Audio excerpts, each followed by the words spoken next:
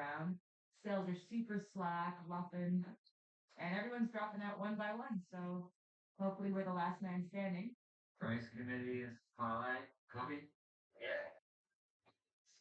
And just curious, is there a prize for fifth place? So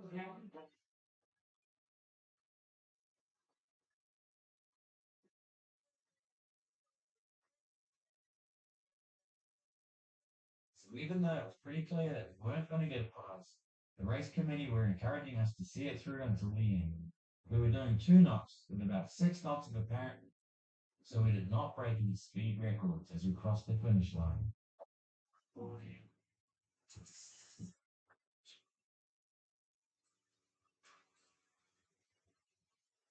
Tough race.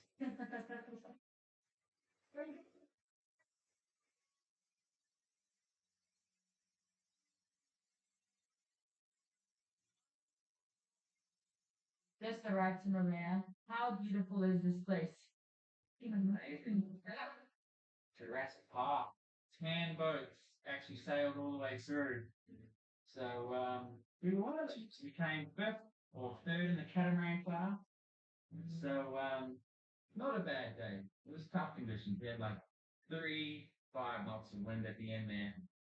But now our friends Erica and Warren are wrapped up next to us, and we'll let the celebrations begin tonight.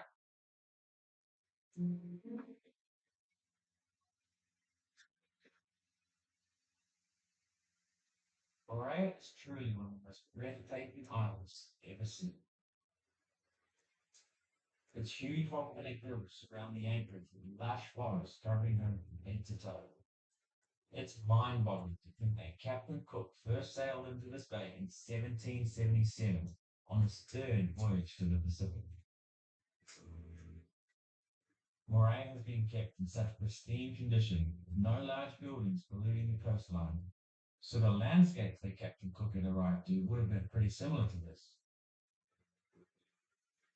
Except now, there are hundreds of sailboats arriving every year, all of us retracing his footsteps from centuries ago, albeit with a ton of help from modern technology now.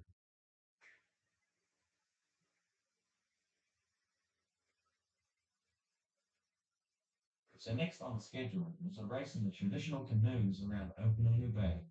After a quick paddling lesson, we were ready to race. Parlay boys versus the parlay girls. We've had a slight delay in the proceedings here. The New Zealand boat capsized, so now they're bailing it out. I have a good feeling about this one. What? Championship. We don't have a lot, yeah. We're looking to go. Parlay boys and Zoe versus the parlay girls.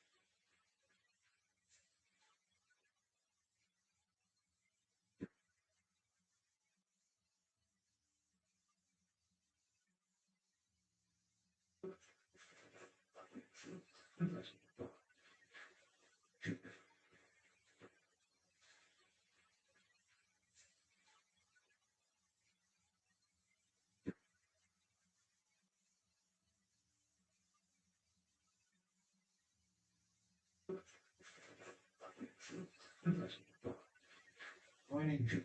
But there may be some disputes. Yeah, what are they? It's not over yet.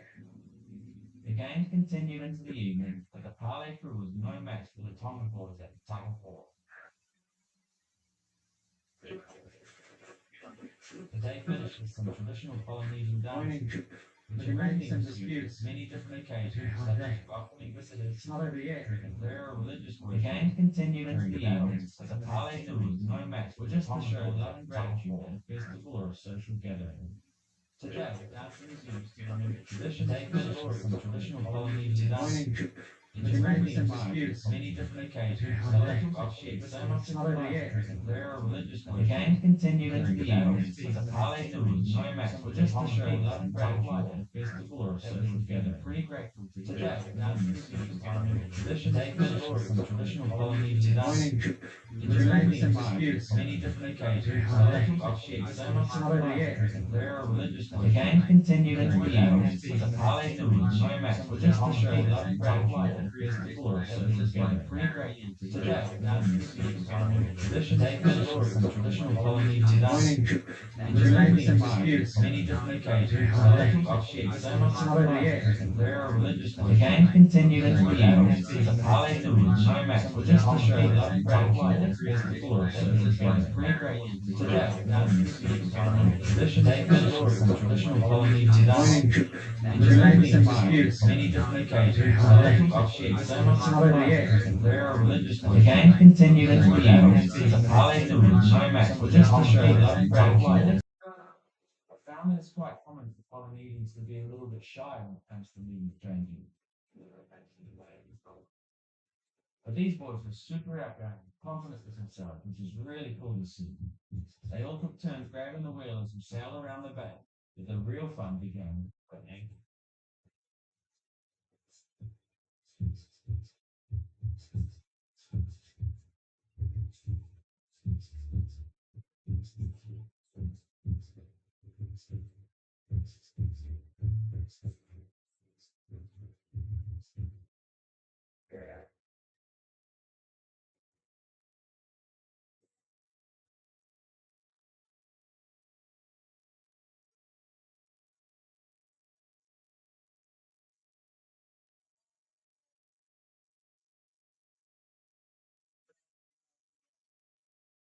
Just gave a little goodbye song and dance. What a way to finish. There we go. 2023 Tahiti Rendezvous Regatta is officially over.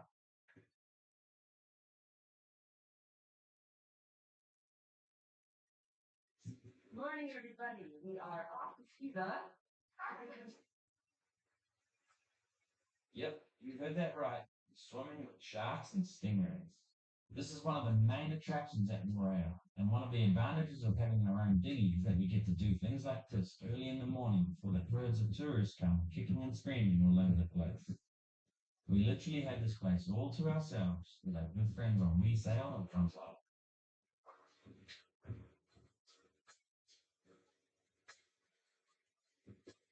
You may be wondering why these raisin sharks are literally not scared of humans at all. Well, over the years, the locals have been feeding these guys to the point where they are completely tame, and no one has ever been stung by the sharp barbed tail of the stingrays or bitten by one of the sharks. These reef sharks aren't renowned for ever biting anyone anyway, but the rays on the island normally never get this close and personal with humans. The late Steve Irwin, aka the Crocodile Hunter, found this out when a stingray sting straight through the flesh of a tragic accident in 2006.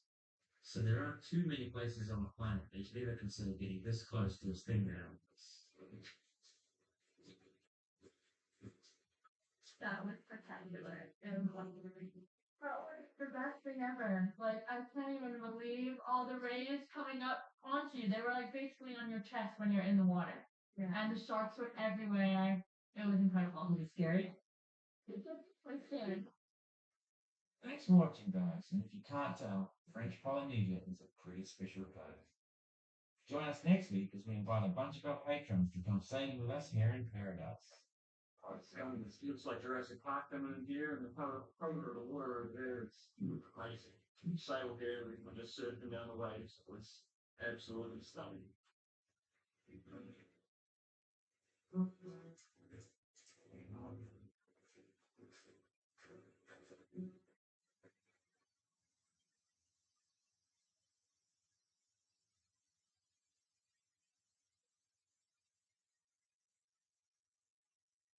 Hey everybody, welcome to another episode of Parlay Revival. Got a really special one this week. We are in Tahiti and we have invited the patrons to fly here and come stay 3 days with us. So we offered a space in one of the cabins to one of our patrons. The winner was Joel Slater from New Zealand. How was it winning that? That's a right jam. Joel messaged me and was like, "Hey, I'm on the fence about coming. Maybe just put my name in the drawer, and if I win, I'll come." And lo and behold, his number came up. He's travelled all the way from Auckland. Let's get into it. Super excited. We've got 25 people coming from all around the world to be here. It's exciting to meet these people that support the channel and be able to give back a little bit. So let's get into it. For this event, we're going to be based in Papayete Marina, which is one of only two marinas in the whole of Tahiti. So we were lucky to even secure a spot. As you can imagine, life would have been a lot more difficult if we had to host this many people from out of Anchor. Today is the day we've all been waiting for and working so hard towards. It's been raining all morning, so it's just finally coming to a stop now. Hopefully we have a sunny day for all the Patreons ahead. Everyone's working hard to get the boat ready. I'm so pumped. First Patreon meetup, and it's a TV. Excited for a busy weekend. It's pretty wild to say that we've got 26 Patreons to Tahiti. Tahiti's not easy to get to and it's very expensive, so This was actually my third Patreon meeting. Panama, LA, now Tahiti, so I'm excited. So our friend V-Sale just pulled up next to us. They're going to be taking half of our Patreons out for the days. Showtime. personalized parlay revival Patreon meetup. Tahiti 2023, Inc. 320 printed all these for us, so thanks guys. Amanda, what are those? Two drinks. We're starting early. Alcohol at 7 a.m. Thanks, yeah. So I met Marcy and Ted in New Zealand and meet up there, but we went on parlay for another weekend. So one by one, our patrons started showing up to Troke. We were meeting a lot of these patrons for the first time, and it's super brave and trusting of them to fly halfway across the Pacific Ocean to come sailing with people they've only met videos on YouTube. But that is what makes these meetups so fun. Meeting people like this who have decided to just get out there and try something new, and even torrential rain could keep the smiles off our faces. Should we all get out of this disgruntled mind about the women again?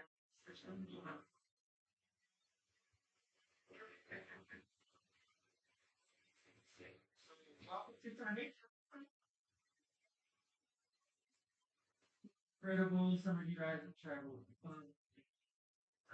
But it's just such a pleasure to be able to give back to you guys a little bit. So the next 3 days are all about you guys learning to sail, getting to know us getting to know you. What are you most excited for this weekend? Just hanging out with the crew and hanging out with people that like doing this. Just taking it all in, what we get to see you guys enjoying all the time. Definitely. You can't make this shit up. We're up there, it's 25 knots and pouring down with rain. Some of the patrons are sitting up there with us. It rains in Tahiti 50 days for the whole year. Unbelievable. So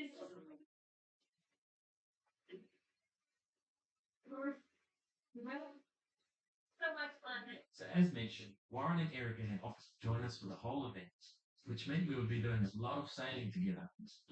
So what better way to start than having a friendly race? Our Hurricane Damage Jamie 465 versus their Fontaine Peugeot Helia 44. So in these conditions, we opted to go with our Code D as we sail went with their asymmetrical spinnaker. Okay, props are folded. We're racing.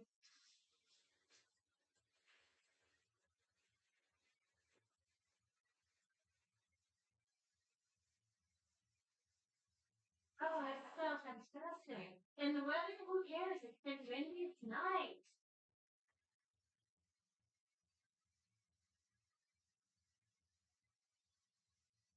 It's pretty quick. We sail. I was like, We're going to very fast when again. I just let me say up faster. So with our slightly longer waterline length, we had an unfair advantage over we sail. Plus our Verifol folding props definitely helped reduce drag, making us the faster of the two boats. Nevertheless, we both charged towards the anchorage, took the opportunity to raft up and get to know our patrons a little bit. I saw Colin's invite coming to do this Patreon meetup. And so it was in the middle of the night, and I texted her, like, we're going to Tahiti. And I said, so excited. What's it like being on parlay and seeing it in the middle? that's just sweet. It just feels like such a Kiwi success story and just this son of New Zealand I'm very proud of. It's been really fun to meet everyone. But tomorrow we get a swap. We're gonna meet everybody else. First night of our Patreon meetup, we're at Medio Restaurant. Amazing place right by the marina. So super convenient. Just got to step in for tonight. Yeah. You say right? Yeah. What's that? So a huge thanks to the Mehedio restaurant for accommodating all 30 of us. The food was absolutely delicious, where they served us amazing dishes like lamb, tuna, and Polynesian style ceviche. What an amazing way to finish our first day together here in Tahiti. But there was a whole lot more to come, including taking on the open ocean in 30 knots of wind.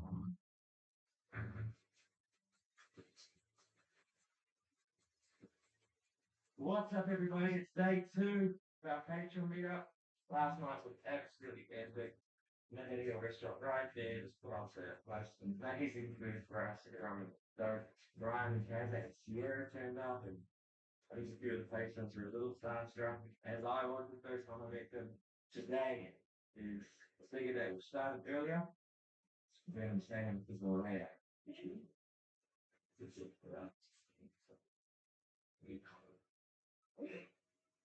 Morning, everyone. Andrew, we're doing some training. It's fun. Thumbs out. Wow, we are. You spoke for a parlay day? I am excited. My first time on. Pretty sure today? We don't know. It looks very windy out there, so we'll see. Right, just got out of the marina. It's super, super windy. It is choppy. And we're gonna go ahead and put the main. 2 reefs. So we had around 30 knots of wind out here. We were going to sail around 14 miles to Morea Island, so conditions were pretty extreme. But that didn't stop the trash talking from our friends over on WeSail, who got off to a better start.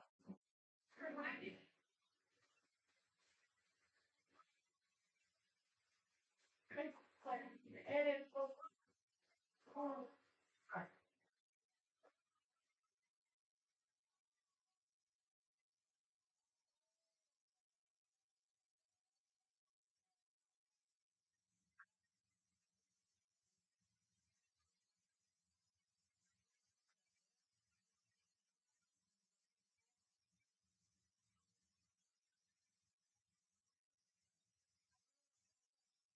Race was on as we once again pushed parlay to the limits.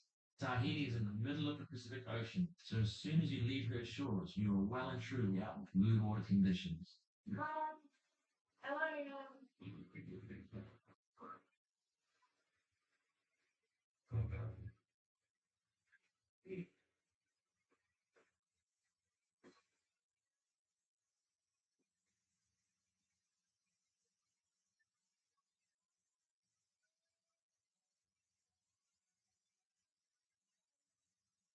Exhilarating sail, but I couldn't help but be pretty concerned that we would have to sail back upwind in these conditions back to Tahiti later this evening.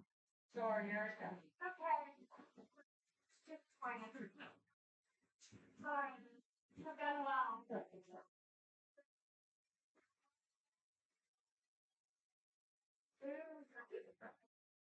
Yeah. We're having fun. We're having more fun than you are, probably.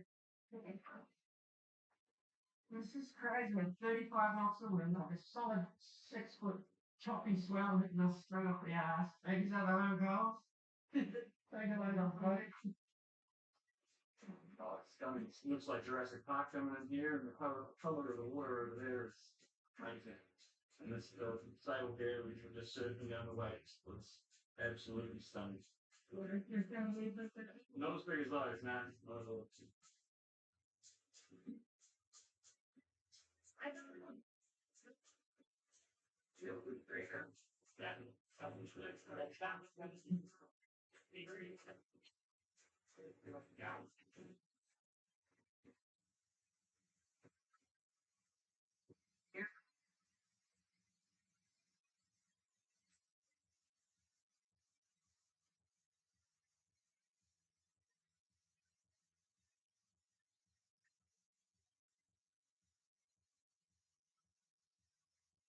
So we spent the afternoon rafted up at Moran, which is honestly one of the most stunning islands we've ever been to.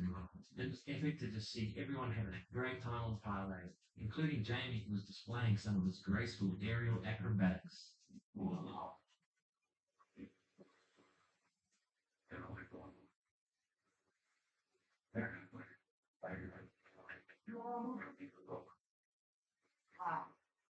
Did you content?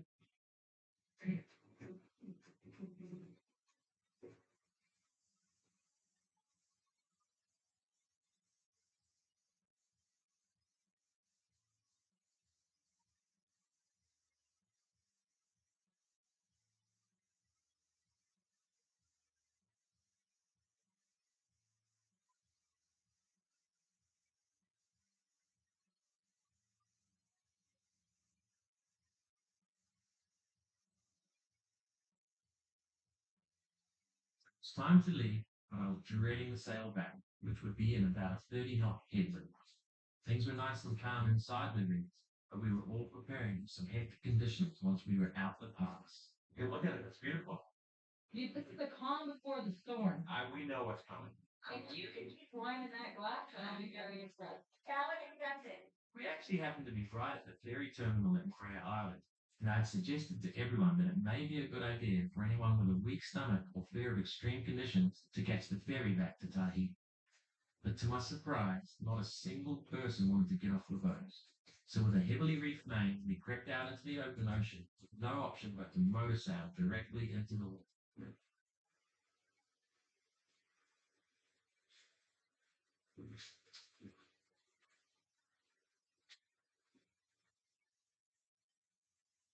Luckily for us, it wasn't too long before we were in the lee of Tahiti Island itself, and we had a glorious sail as we approached sunset and a full moon.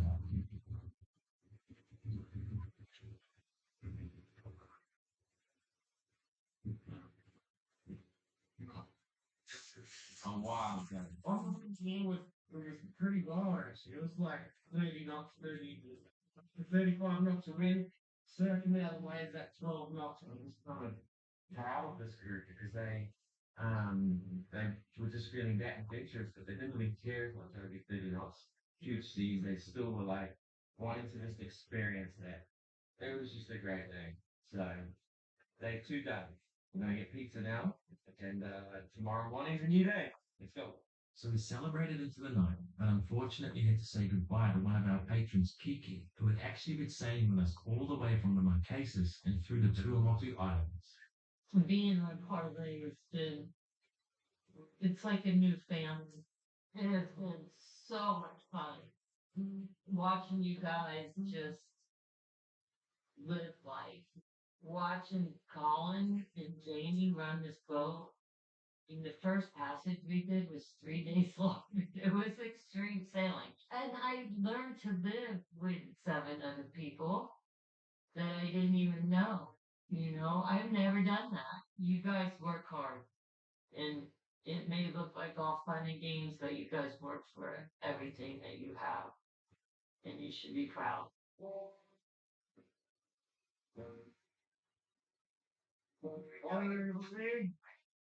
Okay. As mentioned, this is our third and final day, so I feel like the only sort of fair way to do, or who don't know what boat, is to pull some names out of the cup. We got good wind, so we'll head out, do a nice sail down the reef, and then head towards the other pass. Any great going up? Yeah. We had a shorter sail planned for this day because we were going to take everyone to dinner at a restaurant with the best views in all of Tahiti. So we planned to fly to Spinnaker for the first time since we tore our old one crossing the Pacific. It's awesome. It's like when the sleeve goes up, sail, trim, and it's like boom. That's awesome. Very nice. Oh, Spinnaker. Trying to crack it out for a start.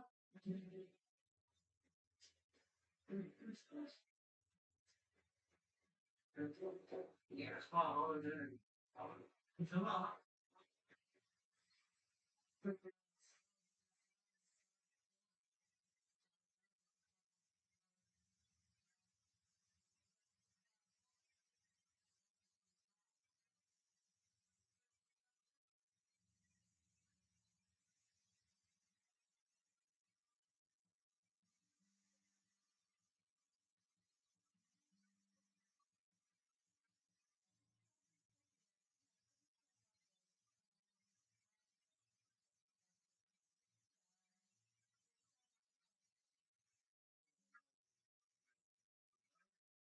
It's not over yet. Let's go see the building. How nice of the play. It's amazing. You're in a beautiful good, eh? Right? This is the Belvedere Restaurant.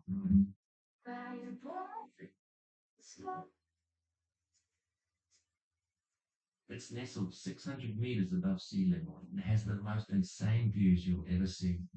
It was the perfect place to have our final dinner together, but it was also our final night with Zoe, who had been sailing with us since Rennie Roa Atoll. Since being on the boat, I kind of fell in love with the ocean in a whole new way. Like, it puts you in perspective that you're just this tiny little thing in the middle of this vastness. It's been such a good experience. And you guys are amazing people doing amazing shit out there.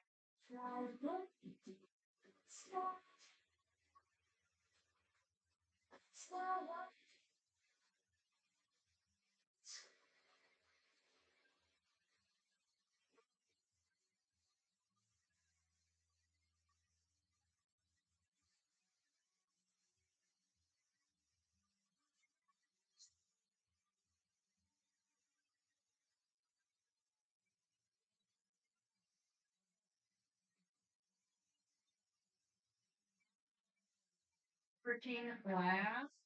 Tiger did. Are you kidding me? She's trying to get a service. No, she told me a time.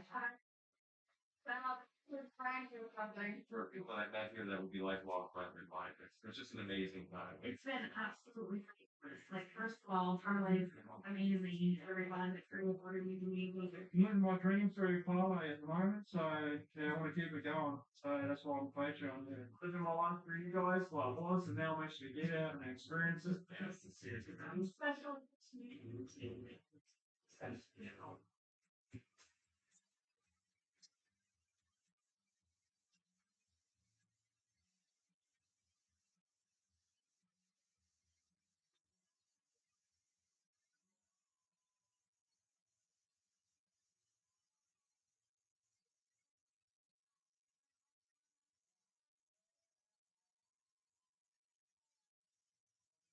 So gratitude towards you guys for the last few days speaks more than what I could even say. So let's go felt that. And hope you had a good time. Thanks for watching this very special Patreon episode, folks. If you'd like to consider becoming a Patreon, we are well into planning for our next Patreon meetup in New Zealand. So for even $5 a month, you can get an invite to that. But I'd like to add that even though we give our patrons special privileges, we are super appreciative of every single person who watches our channel. And that view, that like, or the comment that you guys give us week in, week out will never ever be taken for granted. Trust me.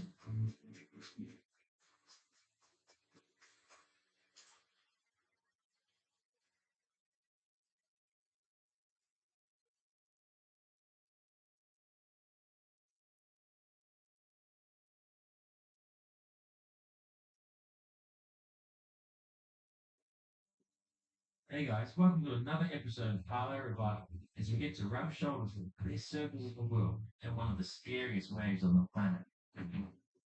This place has energy about it which is too hard to describe with words, much like our whale encounter in this episode, which leaves us absolutely mind-blown. Hope you enjoy it. So I'm Colin, and this is the crew of Parlay Revival. From hurricane damage and broken coffins, getting struck by lightning not once but twice, to being the strongest and fastest living 450 on the planet. We are now sailing 5,000 miles from Mexico to New Zealand, find home before continuing our circumnavigation. So subscribe to follow our journey around this beautiful planet. 20 years from now, you'll be more disappointed by the things you didn't do than by the things you did. So what are you waiting?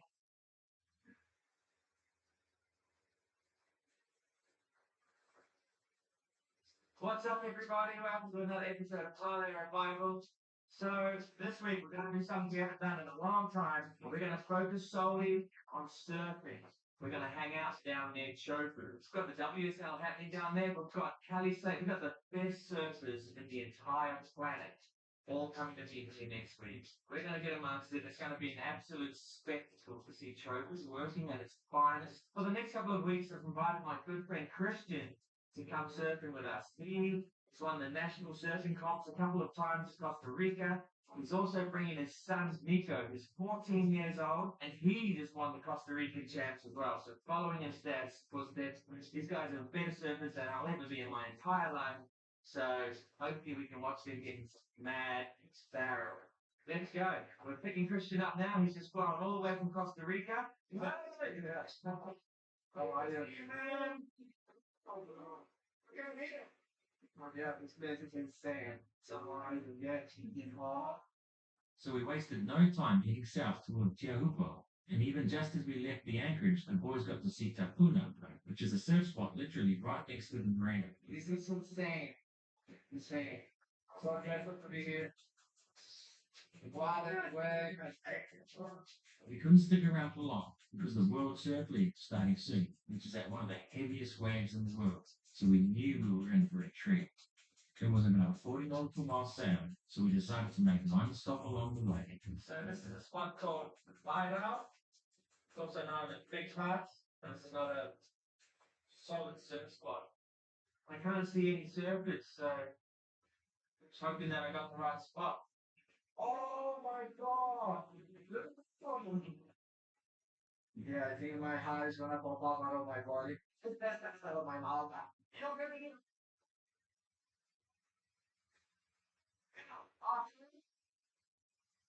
It's perfect way. No one out.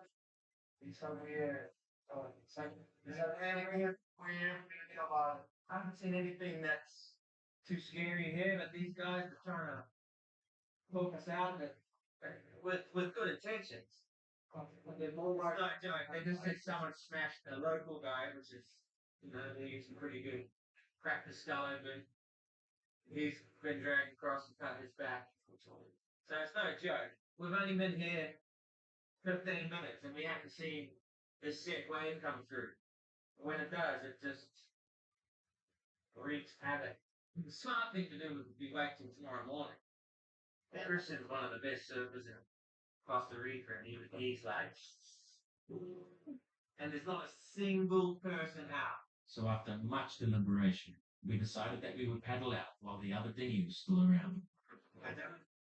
This turned out to be a bad idea because the current ripping out of the pass was actually much stronger than we could paddle. We literally ended up getting swept out to sea.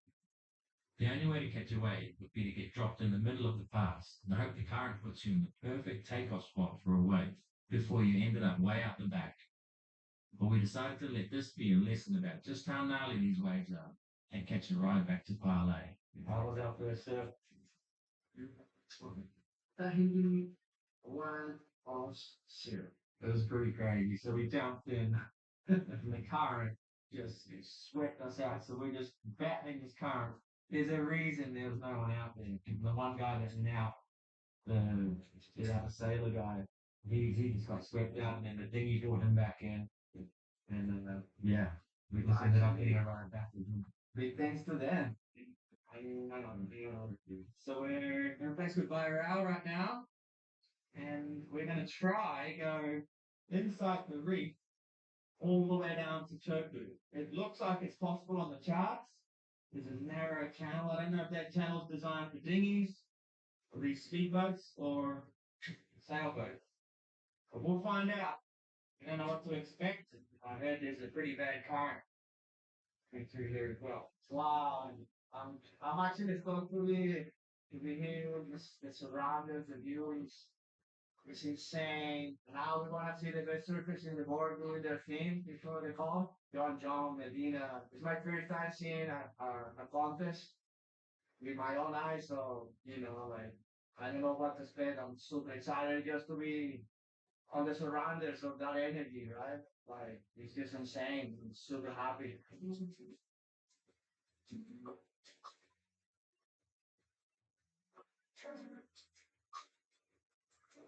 We're in this tiny little channel. It's really narrow and shallow there. It looks insane. Wow, water is something I never seen in my life. All right, guys, we finally made it to Chopu. You can see the tower right there. There are so many boats on the wave. Talk about bucket list things to do. So anchor, right, turn, can't anchor any closer. That's mind blowing. And then all of these houses are the best surfers on the planet. So we're going to jump in the thing and go, check it out. There's probably 50 boats there. You can see it. Yeah. Unreal.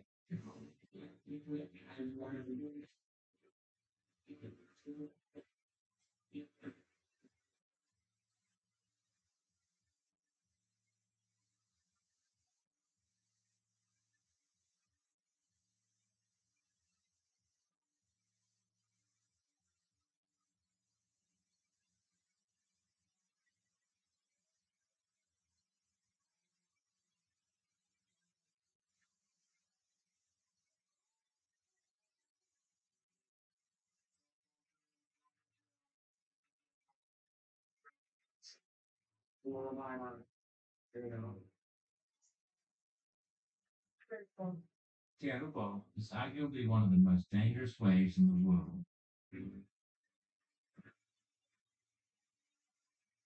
The swell comes from water which is thousands of feet deep, to all of a sudden landing on a razor sharp coral reef, where the wave actually sucks the water off the reef, making it look like the wave is breaking below sea level. Teahupo'o translates to English as the place of skulls, and for good reason.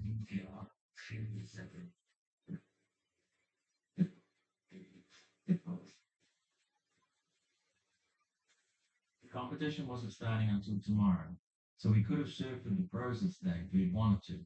But I certainly knew my limits, as I had paddled out here 9 years ago when Dad got shipwrecked on an atoll near here, and I was too scared to catch a single wave. I can't believe the energy. It's just unreal.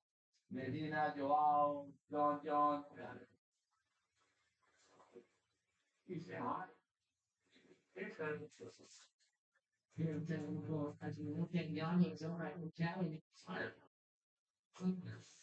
Me, that's our last piece of our event. We go to the next side. And nothing's up there on verticals. It's great.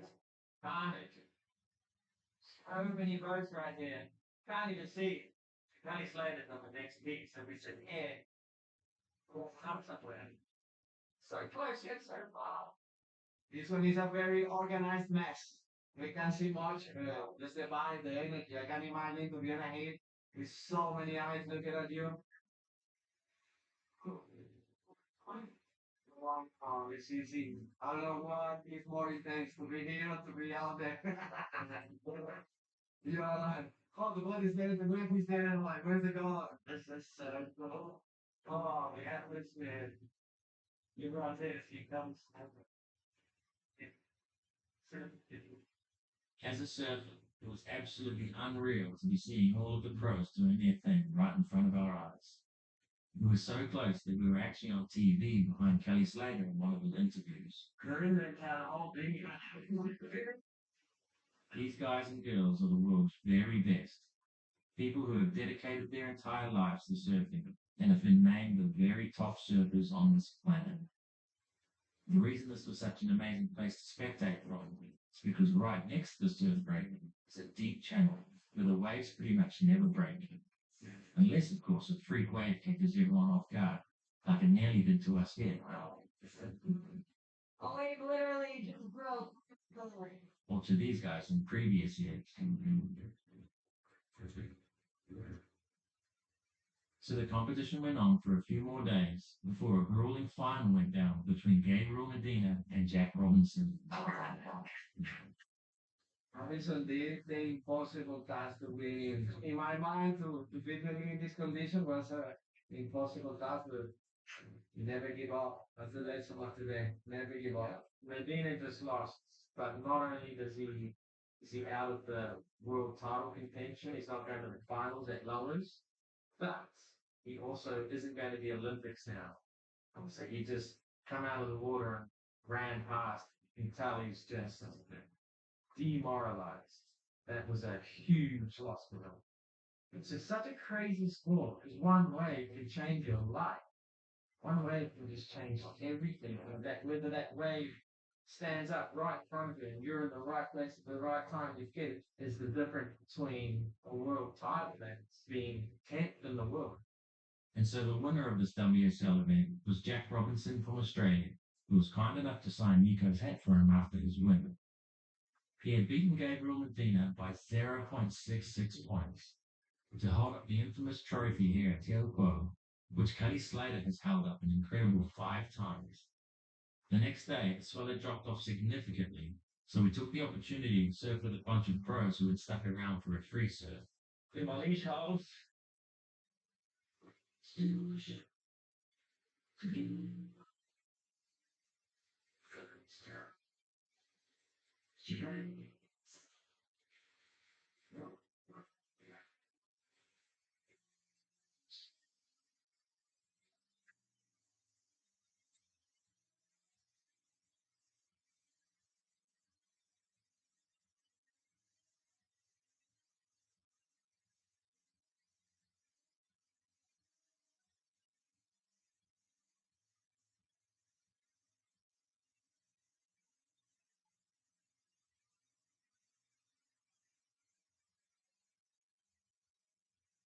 I've found that footage of waves, whether it be surfing or even just sailing in big seas, always looks half the size on camera than it does in real life. So you'll have to just take my word for it that even though this doesn't look too big, the power of this wave is absolutely bone-shattering and breaks into water only a few feet deep over a sharp, live coral reef.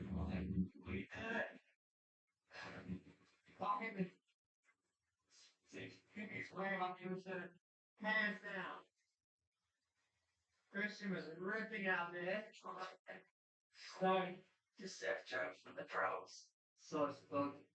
You know, it's just, I don't know how many way I got like 20 or something like that. Even as one of Costa Rica's best surfers, he was humbled by the sheer power of this wave.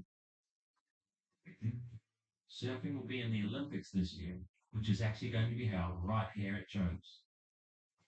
I'm not sure we'll ever get to see this wave breaking like this in real life again, so we all just felt absolutely blessed to have witnessed this event right off the back of Carlay.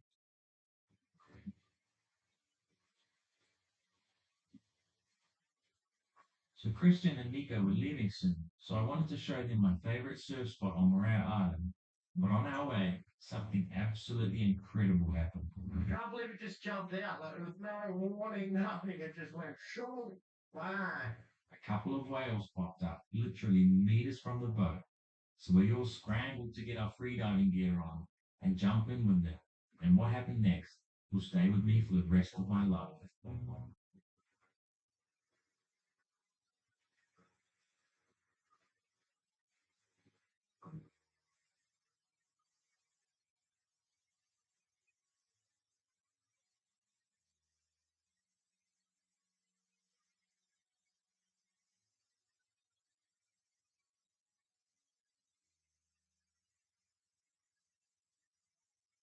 Mother and calf came back towards us, and it looked as though the mother was teaching her calf how to breathe and dive, gently pushing her to the surface as they swam around us. The sheer size of these animals is absolutely mind-blowing. It was one of the most breathtaking things I've ever seen. Oh my god! That was unbelievable! No, I can't see them. You call me? Oh my god! Did you stop? Oh my god!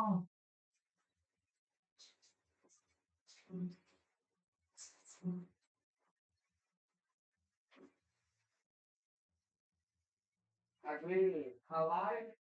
If this one is Earth, I can't imagine how is the next dimension. This is insane. This water and then surfing is like what else?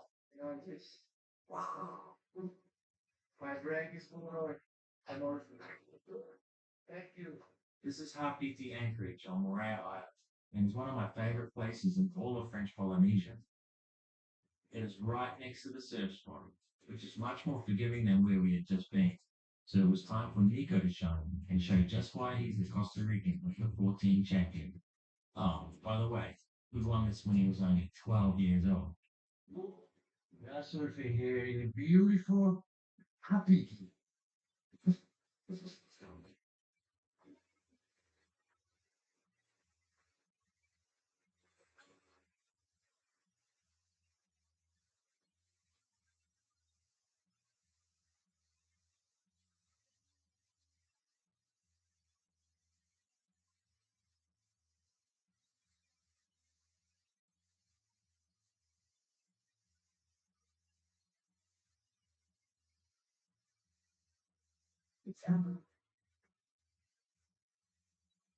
Well, I hope you enjoyed this episode, guys, and can imagine how amazing it was to witness the WSL in real life. For me, this is the ultimate reason I bought Parlay in the first place, to be able to sail to world-class waves and surf off the back of the boat. On Parlay, we've all said it's been the best year of our life so far, so here's to a killer 2024. Happy New Year!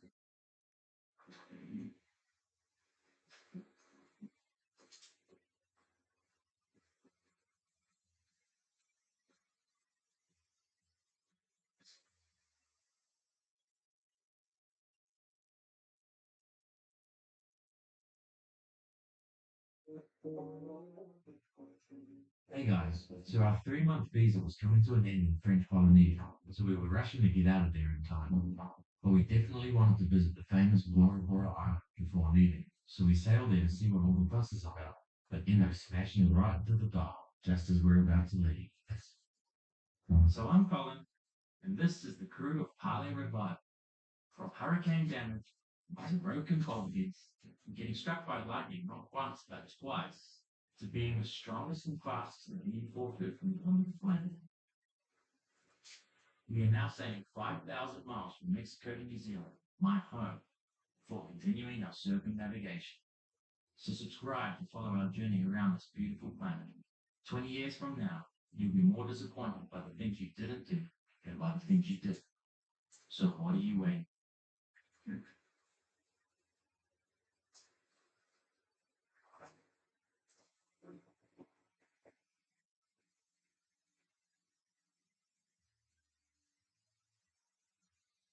Finally, this chain has arrived. It's a half-inch stainless steel chain from Chromox, and it is going to be a game changer.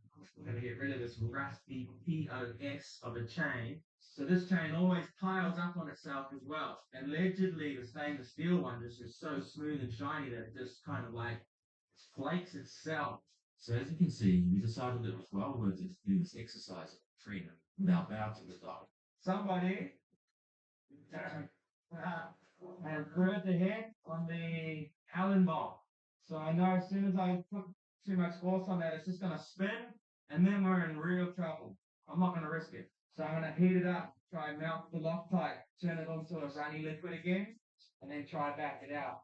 This is a special little setup, and can't afford to lose that.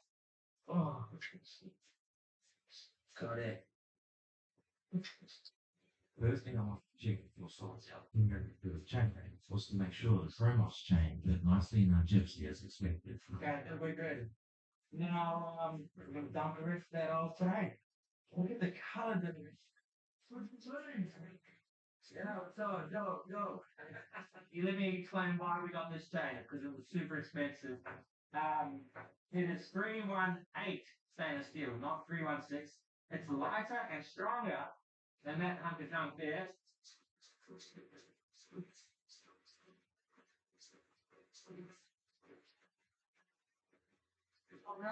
Yeah. The last bit of the old chain Just a little bit of anchor road. I'm going to re-splice this. Send it back in. The difference.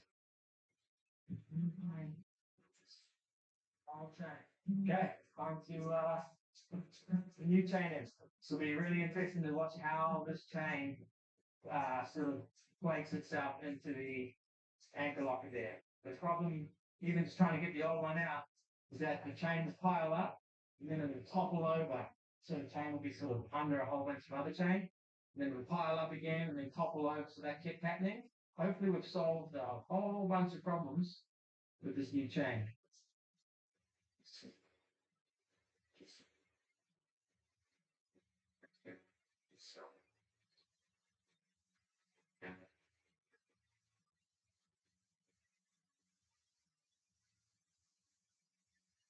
Clean up all of the rust here from the old chain. But guys, there are many different types of stainless steel and they're built to different qualities. So do your homework if you're going to buy a stainless steel chain. This stuff is from Germany. It's called Chromox. It's been tried and tested for years. I'll leave a link in the description below if you guys are interested in it. But they give you a 3-year warranty. So with this chain, we're never going to have to deal with this rusty crap ever again. So, by the way, this is the first time that we've been pulled up at a marina for it not being a Lagoon 450. I always say Lagoon 450, which it is. And for the first time, they said, that's not a 450, that's a 465. So they charged, we went from $72 a night to $80 a night. Go figure. So as we were preparing for a 1,500-mile sail to Tonga, we had a few crew changes. We said goodbye to Katie, who was actually going to come back again in a couple of months. This trip has just been incredible, and I can't thank all of you guys enough. We really do feel like family. It has changed my life. It really has. So yeah, I would just say, when you have an opportunity, take it. What's the worst that can happen? Christian, who had come to do some surfing with us for a few weeks. This is a special place, a special people, special boat, and that's what I'm looking for. Like that I can be myself and I receive the same from them. So that's for me what I appreciate the most. But also 2 new crew, including our oldest ever crew member. So we did a quick post on Patreon. And we had a whole bunch of people apply. But one person happened to be right here. Her name is Shannon. And she came to the boat. We sort of interviewed her. And we think she's going to be amazing. She works on a sailboat. It just seemed like the perfect fit. This is so different for me. Now I'll get to really be able to enjoy these places and not working. So we had one other spot. And we interviewed a guy called Don Johnson. He's just turned 70. Rang him on his birthday. Hey, we just wanted to let you know that you might as well crack it into become a guitar handy. Are you sure?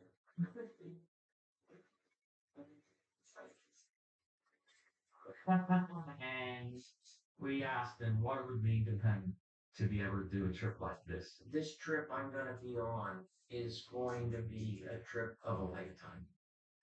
There is no question about it. And for us guys that are getting up there in age, we don't have that many more years left. And if you pass something up, you know what Colin says. You know, we may not have 20 years left. Who knows? It's just made me super keen to keep doing this.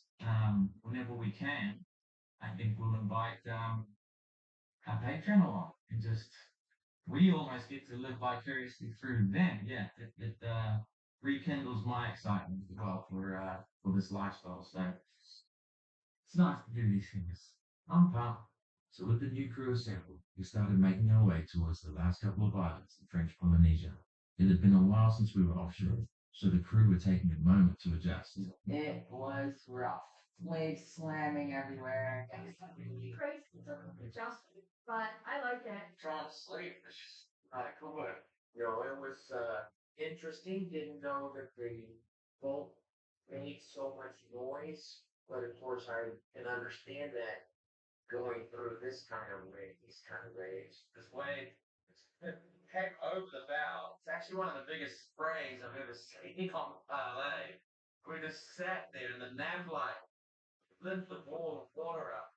and it just came straight to the one side. We're like, oh shit. And then it just soaked us. And then we're just cracking up laughing because it was just so out of the blue. It was a tough old passage, and we were relieved to find shelter in behind the outer reef of Huahine, which looked absolutely stunning by the way.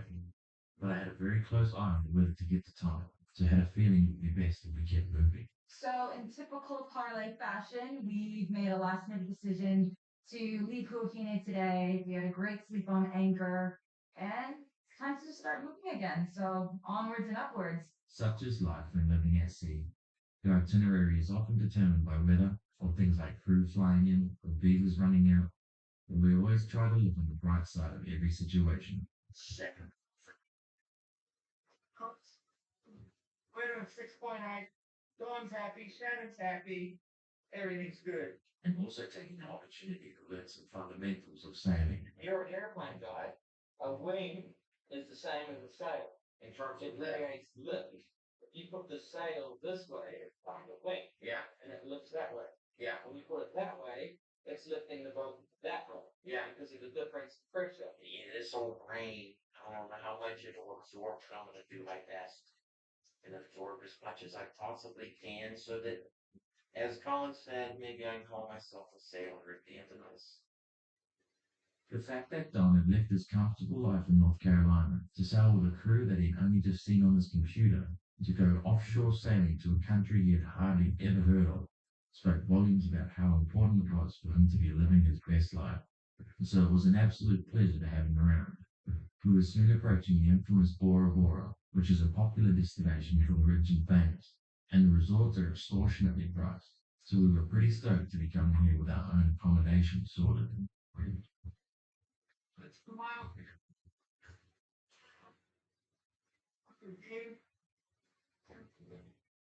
West side of Bora Bora. I don't think we've ever had the cozy out with the Hetzel at the same time. How did this really work out? Well, it was at 60 degrees, so I thought the wind would catch both of them and we'd have like a double head sail situation. So we made it inside the outer reef, but realized that navigating inside was quite a challenge. So we're trying to get to the southeastern corner. The only way down there is to come through all of the shallow stuff. We've got head feet of water right here. The incredible crystal clear waters made everything seem even more shallow than it actually was, so we crept through the reef with caution. So, it's a fairly tight squeeze here as we have to zigzag between all of these markers. Super tight.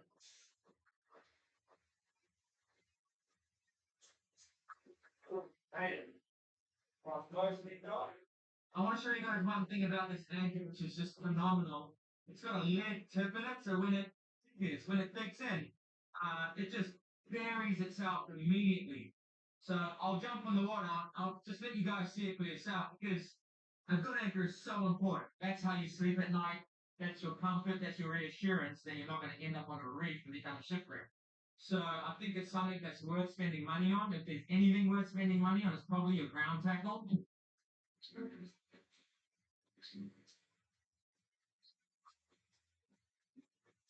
And that was perfect. Anchor dug in. And then the boat spun around 180, then you back down on it. The point of the anchor just swiveled. It just dug straight back in. It didn't drag even 1 meter. And it looks so good with the chain combo. And then the bridle got the ultra anchor grab. And that grabs the chain so that you're not leaving any of that weight of the boat on the windlass. It's all on the bridle. But we're anchored in 5 feet of water here. So the bridle's almost touching the seabed. This has to be the most beautiful water as it changes colors through the blue spectrum and into aqua. I didn't know any place like this existed in the world. It's unbelievable how beautiful it is. I can't get over it. It must be the color of the sand, because it's just water. It's the same ocean that we have everywhere, so it's just so blue.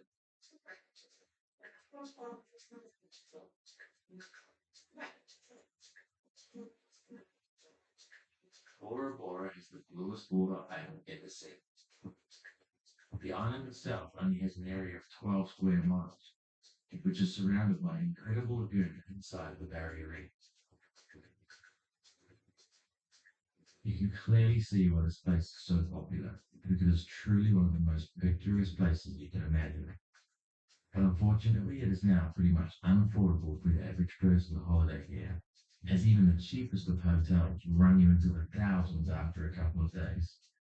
So we felt extremely lucky to be able to see this place by boat, and all it would cost us is a small anchoring or mooring fee. Yet another reason why we are so grateful to be living the life we do, and how all of us, including Don, made some risky but worthwhile decisions to choose a life at sea for a while. What's that this morning? Eagle red. Oh, Crap. No.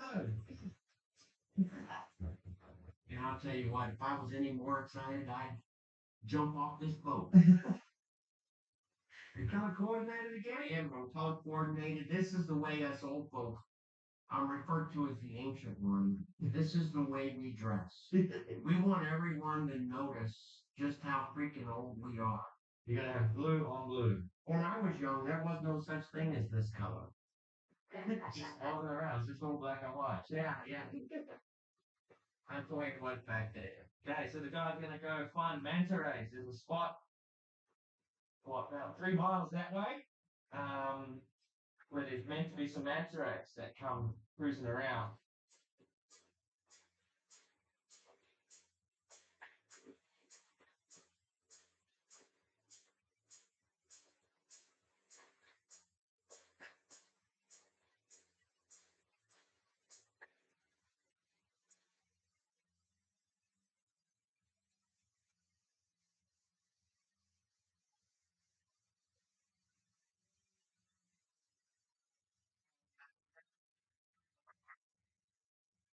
Absolutely magnificent creatures.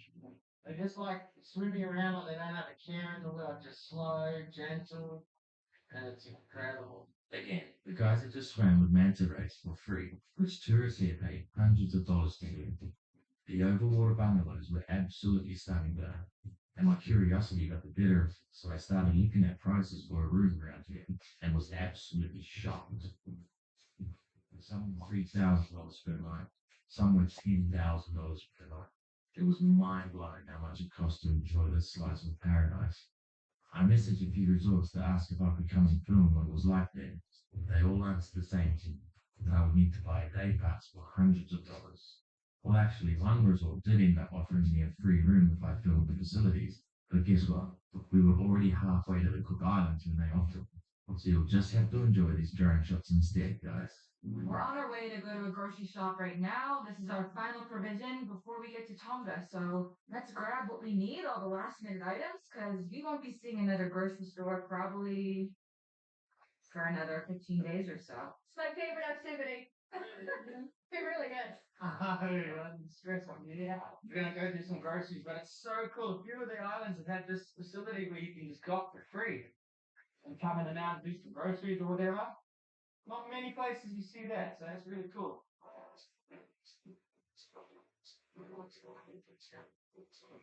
It's definitely the freshest produce that I've seen so far in Fred Polynesian. While we were shopping, the tide had risen, and there was barely any dock left for our fenders to be up against. What's worse, the wind had picked up to 15 knots and it was blowing directly onto the dock, so I had to bounce off a stern fender to get the power around. But no one a little bit patient. We gave the dock, we didn't love that. 2 fenders we had on the stern. One flopped out, and then we tried to bring it forward, and then the corner of the boat actually touched the dock and knocked the gel coat off. So what I'm going to do, I'm going to cut a little bit of this tape back, and then I'm going to give it a good sand, and then we'll put a bit of cover seal and gel coat in it, and we'll try and reshape the back before we put a colour match gel coat on it. The worst thing for it is the UV. It's pretty much out of the water the whole time anyways, but the sunlight will deteriorate the fiberglass over time, but it doesn't happen that quickly. But while we're here, might as well just sort it out. Sanded it, I'm just going to give it a little wipe down, and then I'll mix up the gel coat and cover seal. So I'm just going to get the gel coat in good shape. I'm going to actually pour 50 mils of gel coat, then I'll slowly add the cover seal, I don't want it too thick and I don't want it too runny, so we're just slowly at it. Okay, guys, so I've mixed it up. Just there. So we can normally do a little bit more because when you put the hardener in, it makes it a little bit runnier. So I've overdone a little bit of carbon steel, but once I drop the hardener in, it'll put a bit more liquid into it.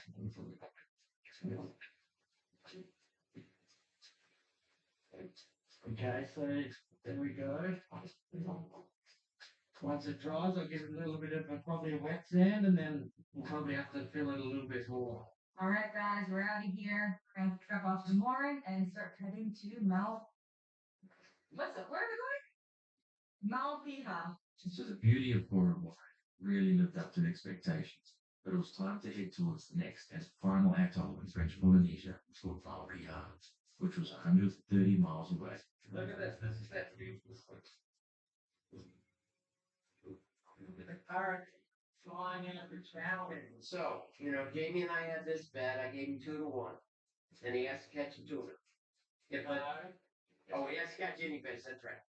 If a fish jumps onto the boat, that doesn't count because he didn't catch it, the boat did. Now, to everyone out there, how can you make the rules up after the bet's been made? Okay, leave a comment if that was so you were that. Yeah, well, I fished in the boat, didn't I? What do you guys think? If Danny bets he can get a fish on the boat, does a flying fish management deck count? There's a lot at stake here, guys. Thanks for watching, guys. Hope you enjoyed it. You can see next Sunday, so it's not a jury, it's a little base as it did.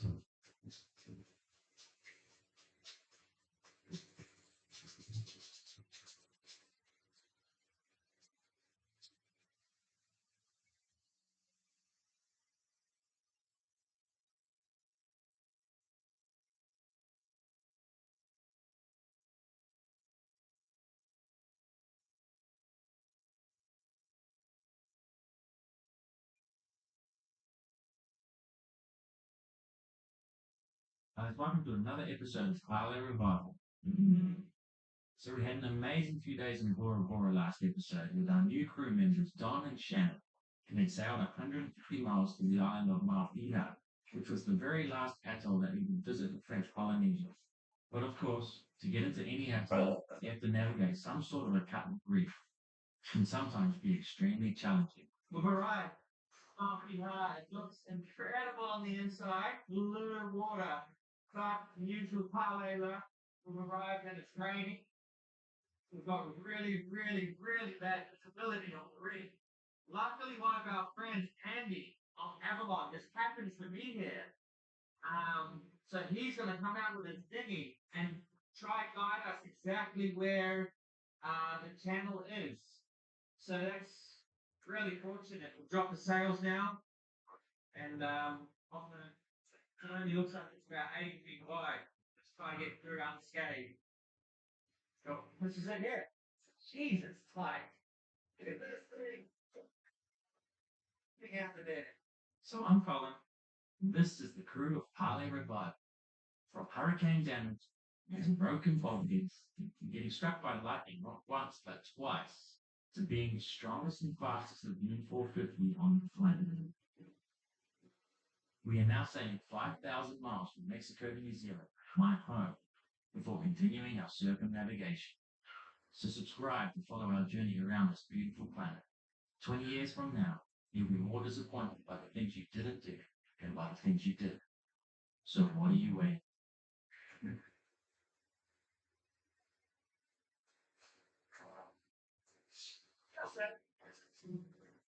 Famous last words. You'll see it. It's easy.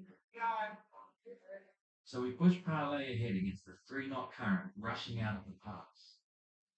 The reason these entrances are so challenging is that there is very little room for error, as either side of us is shallow coral reef lining the pass. I'd hate to think of what would happen if our steering cable snapped, or we all of a sudden lost an engine in the current like this. No matter how many atolls you go in and out, there's always a sense of relief when we make it an unscathed. That was gnarly. It's narrow. These poles. What's the latest and greatest, Don? Alright, so the classic greenhorn mistake. Too much toilet paper. I tried to push that toilet paper down, and I can tell you that poo can fly. One too many. What? Yes. I haven't had a proper look yet. I'm gonna begin to pull out a few screws and then I'll go and investigate.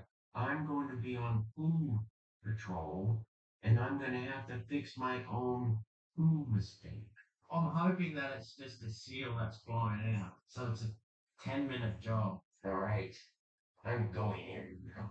See, what I have to do is pump all this stuff out first. Okay, so we're just gonna drop some muriatic acid down and see what happens with the calcium that's built up in the pipe. So the hose was actually probably less than half of the original diameter of the hose because of the calcium buildup. You know, it would have made it a lot harder for anything to get through there. So we've got muriatic now, which is just slowly burning that stuff out. So this won't happen again as easily in the future. Yeah, hose over there is still blocked. We've got drain unblocker sitting in the hose. It's probably been about 10 minutes, leaving for another 10 or so. But the lifeline that we're going to use to Jamie just kicked it overboard. It's the lifeline right there. You see that? It's about 50 feet, and Jamie can't find it, so he's gonna have to dive for it. There was a lot more cursing than laughing for the remainder of the afternoon, but we eventually got everything back together. We could finally take a moment to realize the beauty surrounding us. Malpiha is only 8 kilometers long and is in the middle of nowhere, but has a rich history, including a ship running aground there during the First World War, where the 64 crew members and 47 prisoners had to survive for several months before a few of them built a sailboat and sailed 1,600 miles to Fiji, leaving everyone else behind. When sailing west, this is the last place in French Polynesia you're able to stop at, so we were determined to soak up our last experience here before heading to the next country, which we thought would be newer, but things didn't really go to plan. Okay, so last night we met the local family living there. They are absolutely lovely. It's Marcel and his wife and their daughter. They're building a little tiki hut on the beach so that they can entertain sailors when they come. We found out a little bit more about the place. There's only 8 residents there. And the last time that they had a supply ship was over 2 years. So we gave them some sugar and coffee and flour yesterday, but they weren't that excited about it because that's kind of what everyone brings things. So we said, what do you guys want? And I mentioned lines, ropes. And his eyes just lit up and said, ropes? Yeah, ropes.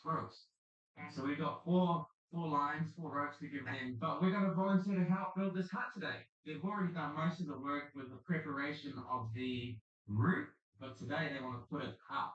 So I don't even know how they do this. I've seen it done before, but never been involved with it. So it's going to be really interesting to see how they actually make a roof here in French Polynesia. And then they want to give us a big feed of coconut crabs. So I'm excited. It's going to be an amazing day. Let's go over and get to work. It's proper 9 to 5 today. By the way, look at this place. It is stunning. The water is as blue as it was in Bora Bora. And the sand is even whiter. Absolutely beautiful. The sun's come out today, so like we said yesterday, it's going to look a lot different. And this is the result. We're running late. On day our first day. And some more. Oh, this is cool. Thank you. Yeah, I like to work. Yeah, certainly. You were here at 4 o'clock. Yeah, but I am there at 3 o'clock. And they waited for you. So there were 3 other boats at the anchorage, 2 from Italy and 1 from France. So we all got to work helping Marcelo do his roof. We split ourselves into 2 teams, one team cutting and splitting the parts, and the other team weaving them together. There was a very specific weaving pattern that had to be done so that the roof wouldn't leak or fall apart, which Adrian and her daughter made look easy. It soon became apparent just how much work was involved, and we had a long way to go before we would even think about putting the roof together. So this, trying to do that crap. Nice and tight. Your house might fall down within a year. Exactly. I was just saying, don't get this. See, just it's interesting. They take the whole inside of the stem out so that it's all lighter. No, the root thicker that. It's a lot of work just to make it a bit lighter. We need to make about 200 of these to do that root. When you add up 200 of these thick stems, that's a lot of weight. So I do completely understand it now. See the difference? So that's this weighs nothing. You did? No. I just can't get the hang of it. That's why I wanted to try it. I thought maybe it might be a challenge for me. I just have to scrape all the coconut, and now we're about to turn into coconut milk or coconut crab.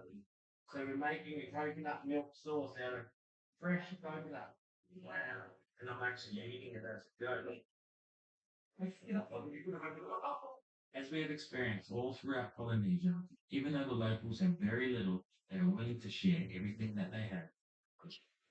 And it helps when they are so resourceful, with this meal being coconut crabs caught in their backyard and coconut milk squeezed by hand from ground coconut.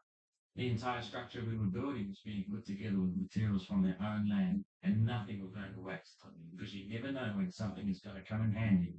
The next supply ship may be another 2 years away. So that report goes back to 2014.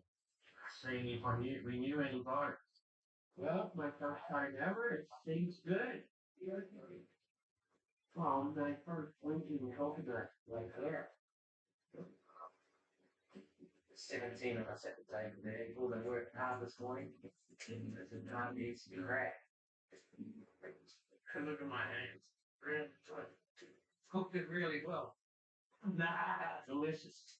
Oh my name's Philip. I can't get enough. There's no safety on the work site. There's a safety is in operation. That's it for fresh water. Fresh water, yeah. What do you do with that fish? Yeah, but they scoop it out with the old hard. It's just not a word of a lie. That was the best crab I've ever had in my entire life.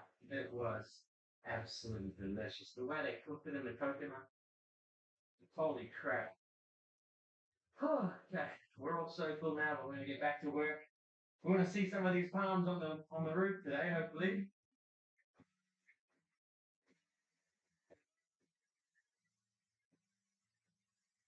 First one going up. I think they've got about a foot up. The first one, I challenge the first one. Each layer has to go that much higher than the last. My dad is a builder. I've actually helped him build a few houses. But this was an education I would not receive in this. The distance between the rows of flowers, the overlap between each weir. This is all information passed down from generation to generation, most likely evolving along the way as Mount Piha lies directly in the cyclone belt, across the South Pacific. We were really making the most out of the tools and the materials that we had on hand, which extended to our scaffolding as well. So the scaffold just went up like a safety notch. We're just gonna pass through. Balance console. Rafters across there. Now the scaffold's gone up another level. We're on the third level now. What a day, huh? Oh, that was, once again, almost every day, this trip has exceeded my expectations. Just a tremendous joy to be able to experience that, because you don't get to experience that as a tourist. I learned a lot too, like how they did it. Oh, yeah. We were meant to leave tomorrow, but the route's half done. I just can't bring myself to leave. We're gonna have to stay another day. And Colin was in his element too.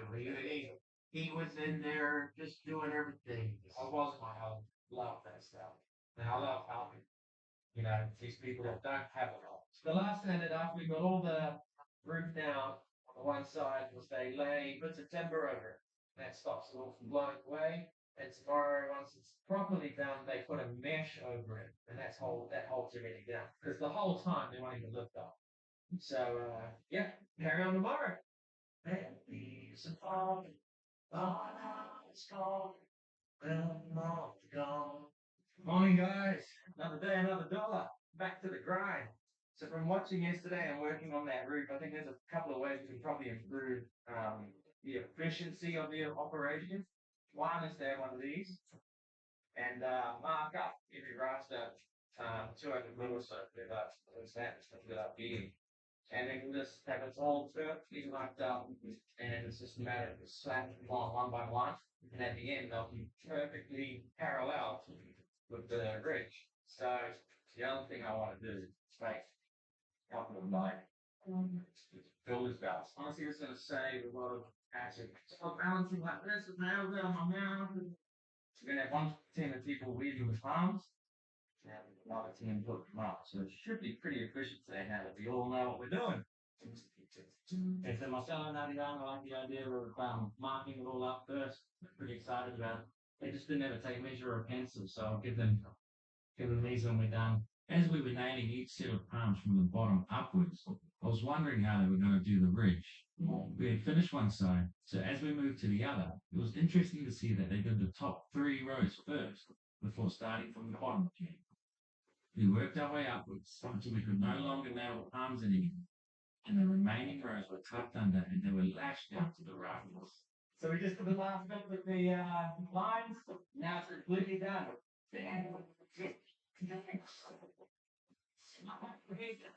So as I mentioned, this place is susceptible to extremely high winds, so the final touch was to add some plastic mesh to hold it up down.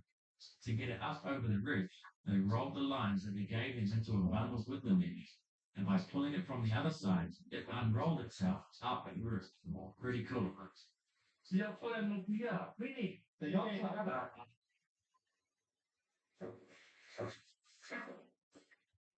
Wow. As a sign of their appreciation, Marcelo and Adrian made a final feast for everyone. We felt a huge sense of accomplishment. We had totally underestimated how much work was involved with building the brick. And I can't imagine how many weeks it would have taken the 3 family members to finish this had the cruising community not come to help. It was truly a team effort and a small taste of what it's like to just simply trade for your wants and needs. Not a single dollar change hands, and we couldn't have been happier. So yesterday we finished the completion of the restaurant / yacht club for the family. And what's a restaurant without a sign? So we're gonna reuse an old surfboard that was snapped in half. As a final little goodbye gift, we got everyone to leave a note on the sign as a finishing touch of Malpiha's first and only yacht club. Oh no! Oh yeah!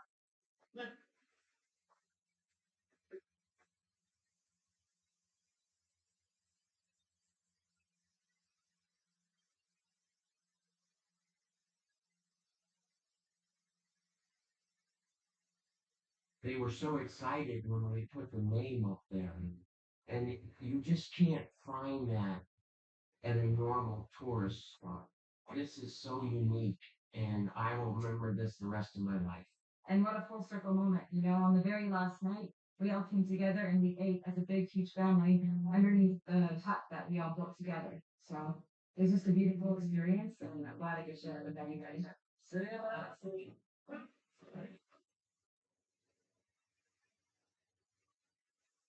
And just like that, our time in French Polynesia had come to an end. It had lived up to all expectation, but now we were setting our sights on an 800-mile sail to a submerged atoll in the middle of absolute nowhere called Beveridge Reef. We were about to spend days and days at sea, so we were stoked to have picked up a buddy boat, Luca and Cristiana, who we had just built the roof with. What's interesting is they're 53 feet, which is the same as Dallas. They might sail similarly to Dallas. Dallas is a catch. Us and Dallas are really evenly matched in terms of speed, like really evenly matched. So maybe these guys will be the same, which means we can just be together the whole time. Obviously, if one boat's a lot faster than the other, not a lot of good being a buddy boat when you've got 1,000 miles to go. Now we can see the current racing out the pass. What happens, I've explained for another episode, about this whole atoll, all of the waves break into it, and all of that water that ends up inside needs to escape somehow. And it goes straight out there. So that's why there's constantly, even when the tide's coming in, there's a constant outflow of water there, and the visibility is not good. Can't see the reefs at all. The tonic out on them out, to be honest.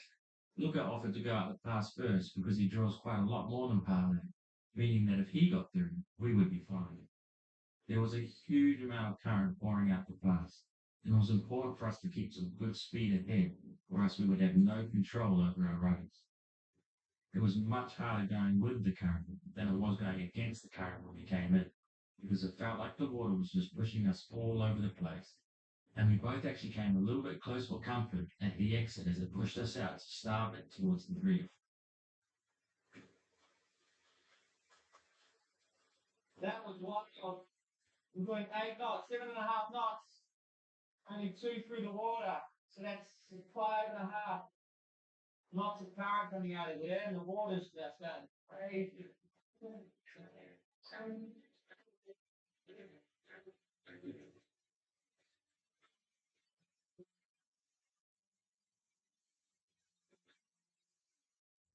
Wow, huge headstones. It was beautiful. I'm rotating just to keep up with it.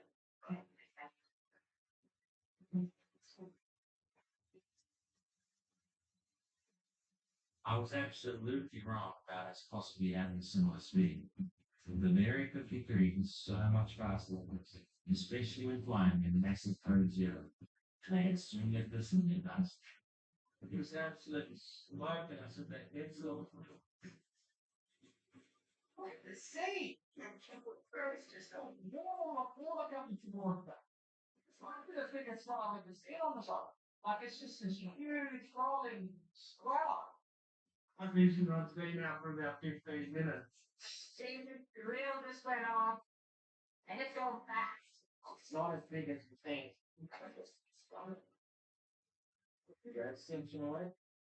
That was incredible. Its partner was still with it. Swimming right next to it. There's a skipjack tuna. You can eat them, but not the best eating. I think we're going to do better.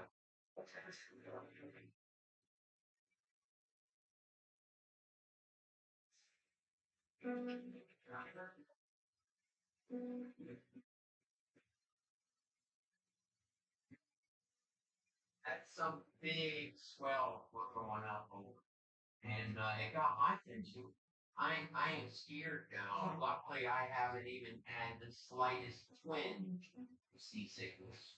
Sea state's just gone pretty crazy. This had a between knots for a while now.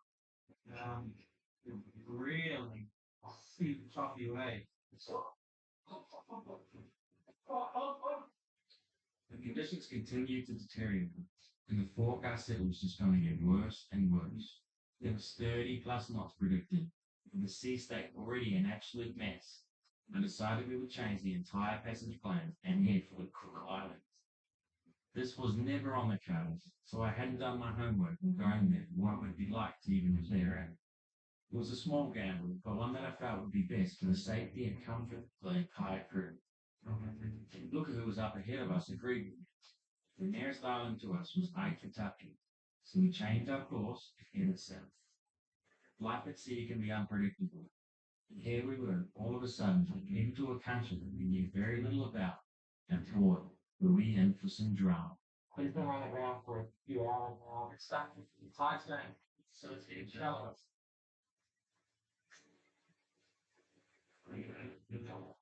Shit, we're seeing. That was wild.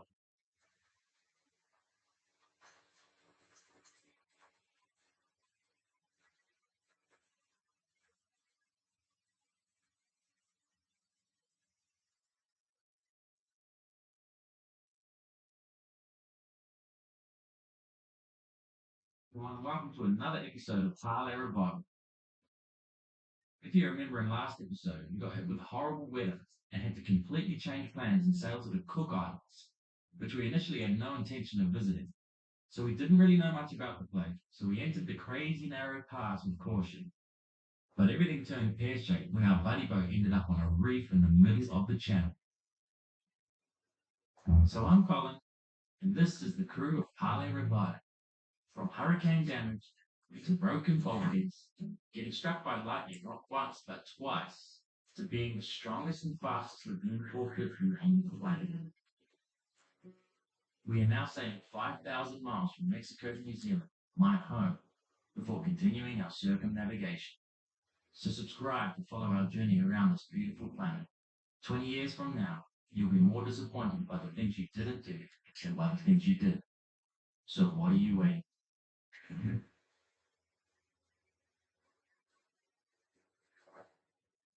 We made it. So we decided to pull into Aitutaki. It's one of the Cook Islands. Looks absolutely stunning in photos, but it's got really stormy conditions. Loving the weather. If I'm gonna sail, I'm gonna be in the action. So it was 6:30 in the morning, and visibility was absolutely horrible. So we dropped anchor outside of the channel to wait for the conditions to clear up before we attempted to go on the narrow cut in the reef. So let's put up what's called the Q flag. It's a little yellow flag, and that lets customs and immigration know that we are not cleared in. We surrender. So we waited a couple of hours until the sun was a little higher in the sky and slowly crept up towards the pass. It was so narrow, and there was about a 3-knot current coming out of it. It's crazy how quickly our plans change out here. Yesterday we were heading for Beveridge Reef, which was actually another 3 days sail past the Cook Islands. And here we are today, finding ourselves heading up a tiny little channel in a foreign country we knew very little about. Still, I did think this was a better option than sailing in 30+ knots of wind for the next few days, so I was happy with the decision. So we carefully navigated our way into the harbour, which was going to be an extremely tight squeeze for us and our buddy boat to anchor in. We had gotten a hold of the harbour master, who had assured us that there was plenty of space for both of us, and plenty of deck in the channel, which turned out to be untrue on all fronts. Okay, here we are, we're anchored in the middle of a marina. We have a boat with our friend Luca over there. I think we'll take shelter here for a couple of days. Nice and calm, absolutely perfectly flat air with a breakwall.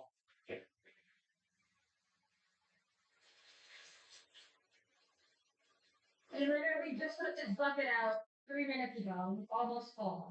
It just started pouring down, and Luca was almost swung round into the dirt. We were anchored so close to each other as well. This is hectic in here. Okay. So because Luca's boat was so big, there wasn't really enough swinging room for him on anchor in the harbour. So he decided he would head out the channel and anchor outside the reef. He was barely out of the harbour when all of a sudden he ran aground on the reef. A dive boat with big outboards happened to be coming in, and even he couldn't tow Luca off the reef. He was well and truly run aground, so we threw out a stern anchor and some lines to shore, and we would have to wait till the high tide. All right. He's 4-foot yacht. There's just no space in here for him. So we decided to go back out the pass and he's running around. We were like, took the halyard and we were leaning the boat over. But it's stuck. So Luca draws 2.4 meters.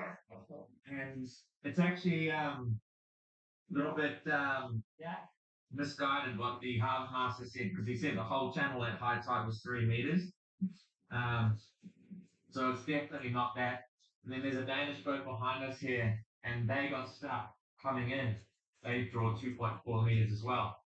And they said the week before someone else got stuck. So they need to really take care of that section of this channel here because everyone's getting stuck. It's one of the beauties of having a catamaran with a shallow draft is not really an issue for us with these big guys. Yeah, no good. He's still got to get out the channel and anchor on the outside of the reef.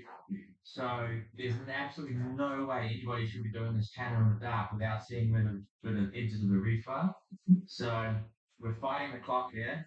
Got to get him off soon so he doesn't have to go out the channel in the dark. Another boat got stuck on the way out the other day, and the excavator actually pulled me along to get over the little hump what Luke is stuck on. So it's very unfortunate that it's a Sunday here, and Sundays are more or less everything shut, no one works. It's like a family day. So Luca had a portable deck sounder on board, so we used it to see in what direction the deeper water was. The tides are pretty minimal in the Cook Islands, but we were already at high tide, so we had to get Luca off the reef now, or he would be stuck there overnight. His keel was stuck on a big bommy in the middle of the channel, that the excavators hadn't got round to removing just yet. We pushed and pushed, trying to get his keel into deeper water. We skewed the boat back and forth, and eventually got him free for a second, only for him to run aground again on another spot. It felt as though we were starting to be in serious trouble here, and the current and wind was also sending Lucas' boat in all different directions. We did our very best to try and keep him in the deepest part of the channel. There was a moment it looked like he was going to make it out, only to have him smash into another reef, jolting the whole boat as it ran aground. The boat then got spun sideways in the channel, leaving him with absolutely no control. So I pushed his bow around, and he eventually managed to get into deep enough water to head back into the harbour. Shit, where's the end?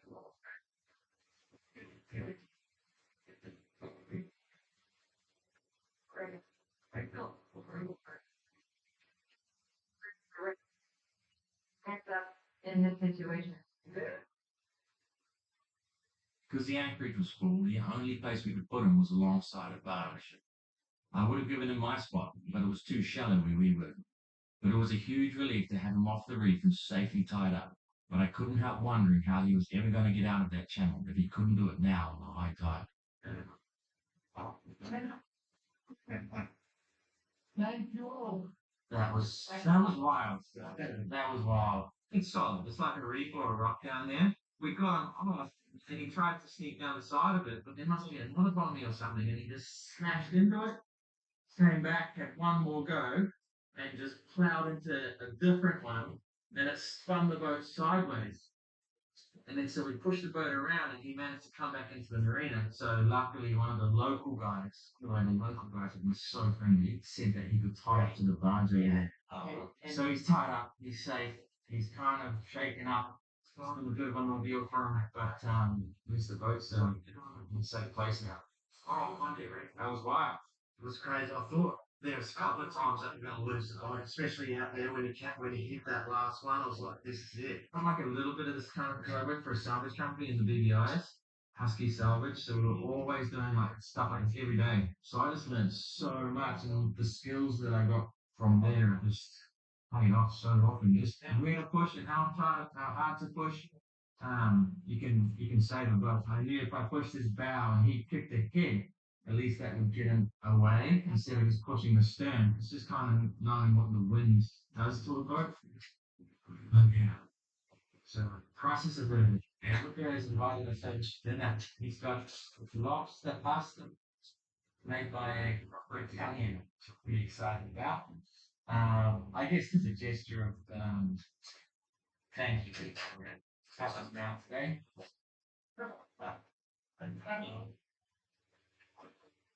What's the secret? You don't cook the pasta. No. The pasta is not finally cooked. I terminate to cook the pasta in the sauce. So, Yeah. Not like a catamaran, but you. Take out that. you start up.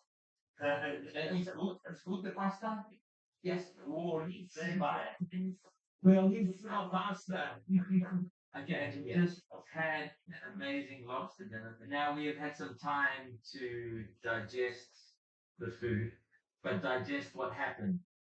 How are you feeling about everything when you think back on it? We have eaten, and it's not possible go back. Not possible go straight home. Not possible to move. You start. Yeah. In the middle of the channel. So the problem is that in your right side you have the reef. In the left side you have the sand. It's so complicated. But again, we were told that there was they actually said 4 or 5 meters of depth to go. So when you're going there, I didn't even think. No, I was like, okay, so he's gonna go outside. It was like easy. It was a big eye opener, especially for me. I've never seen anything like that. Don almost fell in the water, but he recovered. The greatest recovery of the day. Yeah, And I'm glad that I entertained these guys so much because they have really had a good time with me. Thank you. Got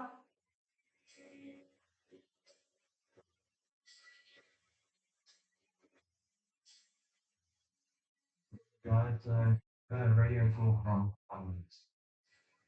One of the boats in the anchorage here, Arada. She is name's Jean, and she's an 80-year-old, I think around 80, solo sailor. But now she's got an issue with her engine that she can't figure out. So she's asked me to come have a look. Let me introduce Jean Socrates. Now to a story about a 76-year-old woman's epic journey around the world. The 76-year-old wants to be the oldest person to sail around the world on her own. She is one of only 6 sailors in the world to be inducted into the Cape Horn Hall of Fame. She's the oldest person to ever complete a solo non-stop circumnavigation around the 5 Great Capes, and has a list of other world records and achievements that put us mere mortals to shame. So do you sail around the world 4 times? Yeah, 4.5. How many miles do you think you've sailed? Well, about 170,000. But each time around is 28,000 or so. Yeah. 25, 28. And have you got any plans to slow down, or are you just going to keep going? But I'm slowing down now, so I'm cruising. Yeah. They've got 2 non-stop routes. They've got the world record for the oldest person to go around the 5 Great Capes, non-stop, 750. Really? Yeah. World record. Yeah. Whereas the record is the oldest woman to go around, which is me, Nessa. And how old were you when you did that? Last one, I finished in 2019, just after my 77th birthday. Wow. Yeah. Okay, so we've got this big bracket here, which is holding this high output alternator. How many amps is that? 130. 130 amps. And it all kind of came loose. And we just found the problem with it was loose, it was rubbing through the coolant hose here. So we're glad we spotted that. We can cut that and reconnect that. And then this plate, which goes behind that bracket, had completely come loose, fallen down, and that's why there's a bunch of oil down there as well. So we'll see if we can get this all back together, but it's unusual that 4 bolts came completely loose. This bolt was loose as well. It was out. It was completely. This was out. Just lying on top of that coal there. Seriously. Yeah. If you've got a knife, I'll just cut that. Hopefully it goes over okay. We're going to lose a bit of coolant in the process. Pretty good. Okay, we didn't lose much because it was only the stuff above this level here. See the hole there?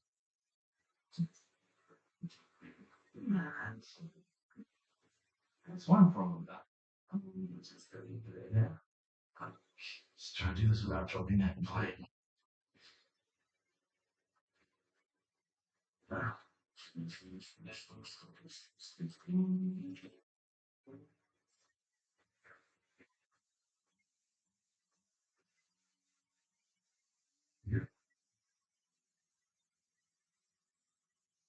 Can't tension it with this nut unless this one is up. Yeah. I want to go with about that. See? Your oil looks okay, Dean. It's a third up from the bottom mark. Okay. Engine is up and running, and we just checked that the alternator was charging, and everything is perfect. So I'm happy for her. 80 years old, 4 times around the world, going for a 5th. So we're going to leave tomorrow morning. We're going to try sail to Beveridge Reef, which is an atoll in the middle of the Pacific Ocean. It's not part of any country, I don't think. And it's submerged, it's underwater, so there's no land. So it'd be quite cool to go to those atolls that's completely sunken.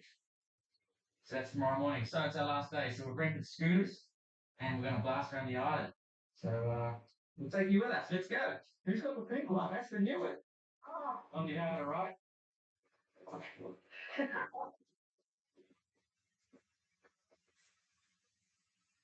Okay, this side, left.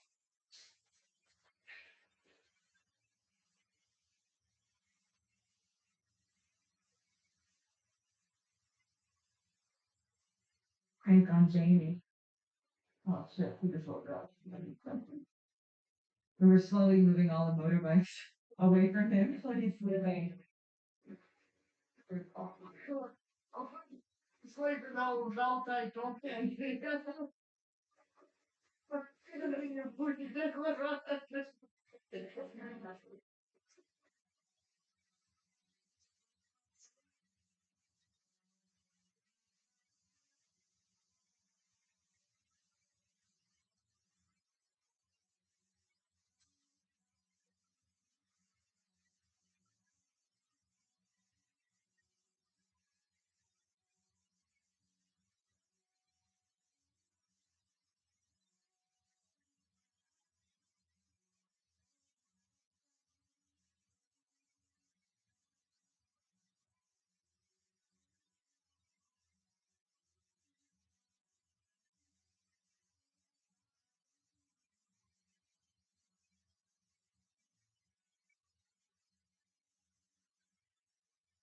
Absolutely stunning. We'll just come back to the anchorage.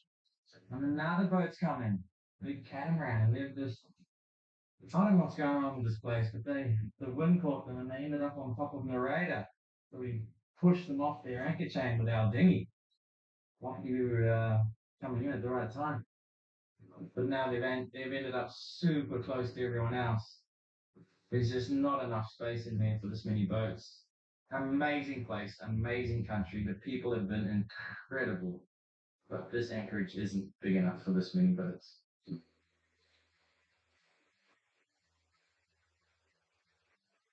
We're leaving to go to Beveridge Reef. It's 450 miles. So hopefully we do it in about 3 days. But friends over on JK are going to try and go out the channel. We know what happened last time, because if he gets stuck here again, the other two boats who are trying to leave across won't be able to go. If he can't get out now, he's going to get out. They're going to dredge that whole section of the channel again. Let's go. Fingers crossed. Okay. So we just spoke to the digger driver there. He's going to show exactly where Luca needs to drive the boat. So the authorities had gotten wind that there was a section of the channel which was definitely not the 3 meters as the harbour master was telling everyone. So they got the excavators in to dredge that exact spot. We were still super nervous though, because it hadn't only been in one place that there was a reef sticking up. So Luca was going to have to choose the perfect line to get out. That's it. Great hit last time. It's already hit twice. Get through the digger driver's putting his bucket. Deep water.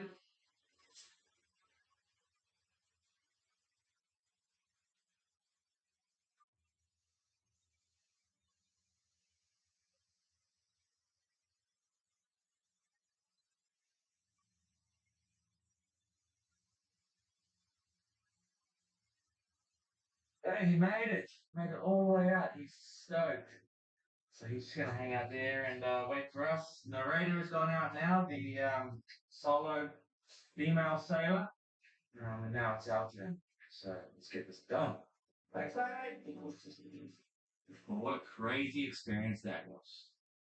The beauty of Polynesia is absolutely mind-blowing, but navigating these islands and atolls definitely presents its fair share of challenges. The narrow passes are always difficult, often having crazy currents ripping through them, and the charts for these places are hardly ever accurate. That's why we try to rely on eyeball navigation whenever we can, but in this particular situation, a little bit of misinformation about the depth could have cost Luca his boat. If you remember a few episodes ago, that's exactly what happened to our dad about a decade ago when we toured Aussie Island. Anyway, once we were out of the channel, we jumped in and did a thorough check of Luca's keel, and luckily there was no damage. So we set sail for Beveridge Reef, but we ended up getting smashed by bad weather and had to make yet another major change of plans.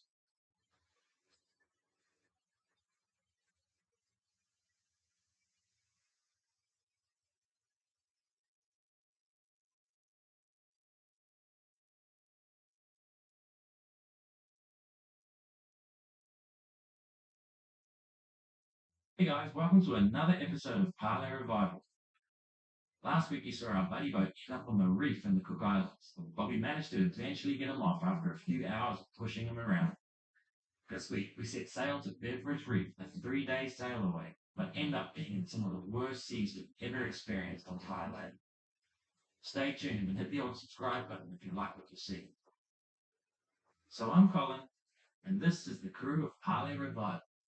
From hurricane damage to broken bulkheads, getting struck by lightning not once but twice, to being the strongest and fastest lagoon 450 on the planet. We are now sailing 5,000 miles from Mexico to New Zealand, my home, before continuing our circumnavigation. So subscribe to follow our journey around this beautiful planet. 20 years from now, you'll be more disappointed by the things you didn't do than by the things you did. So what are you waiting?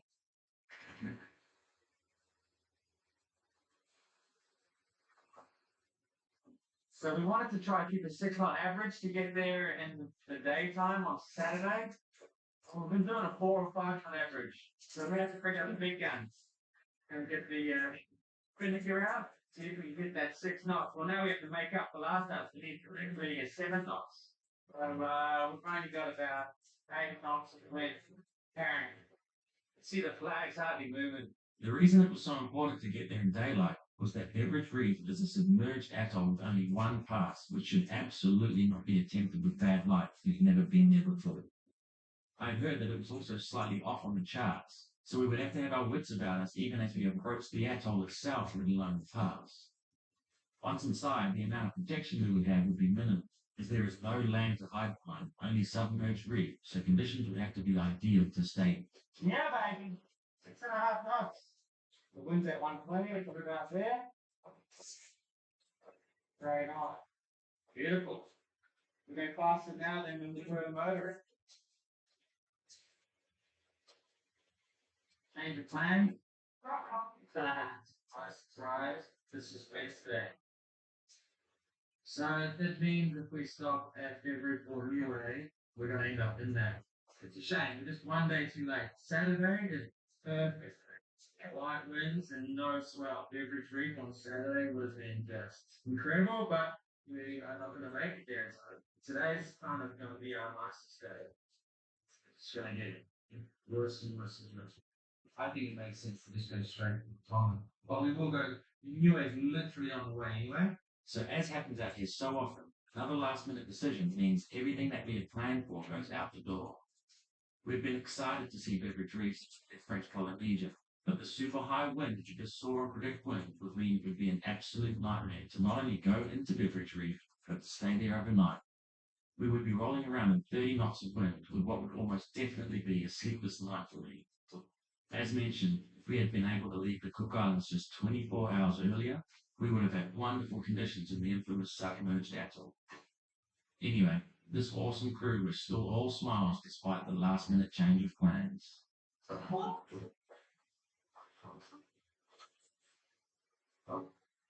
It's tricky.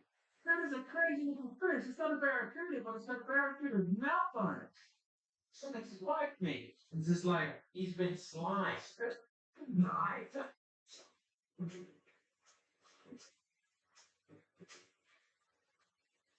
So the weather that we've been waiting for is just starting now. We're about 400 mile out of Tonga at the moment. This one definitely isn't for the faint-hearted. It's probably the biggest weather system I've seen parlay like coming. When we crossed the Pacific, we didn't see anything like this. So yeah, it's a bit nervous. Just play it safe. I've already got 2 reefs in the main. We're only seeing 18 knots at the moment, but during the day it's going to build, and then over the next few days it's going to really build. So yesterday, Jamie pranked Don here with Vegemite because Don hates Vegemite, so Jamie snuck it into one of his sandwiches. And today we're gonna get him back, right, Tom? That's right. That's right. And what are we doing? What did we come up with? We're putting red hot sauce in this water, but I can't put too much in because it'll change the color and you don't notice it. And Jamie's been using this, I guess, orange concentrate. So this is gonna mask the color pretty good. The world champion waffle parlay. We're having waffle. We haven't had a fresh fish since 2 watches. It's been a bit of a dry spell, but now hopefully we've broken the ice. Call them. I could tell that there's something in my drink. That's it. Look at that. Look at that. It's Tabasco. Never give away or divulge or admit that I have done any damage.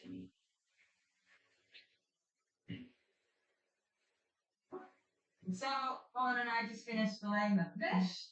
That's a lot harder than it looks on a moving boat. That's my first time filleting it, and didn't do the best job. Had lots of bones and skin on it, but it's gonna make up. Mango salsa. Been about 3 months coming for that. It's really good. Fresh.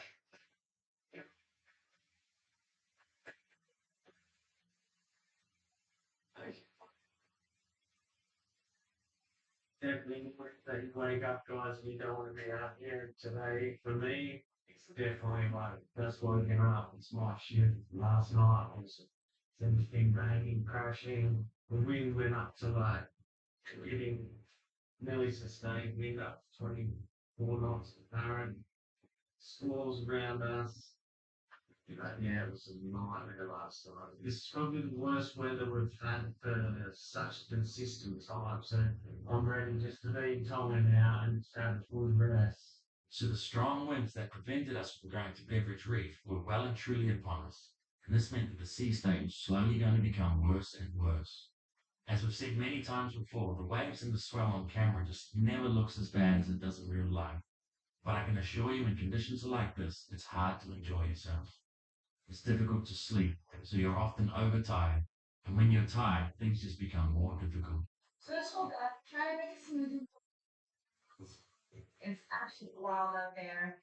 And Ninja, which has legs, totally just went over and now my smoothies everywhere. This is about life, people.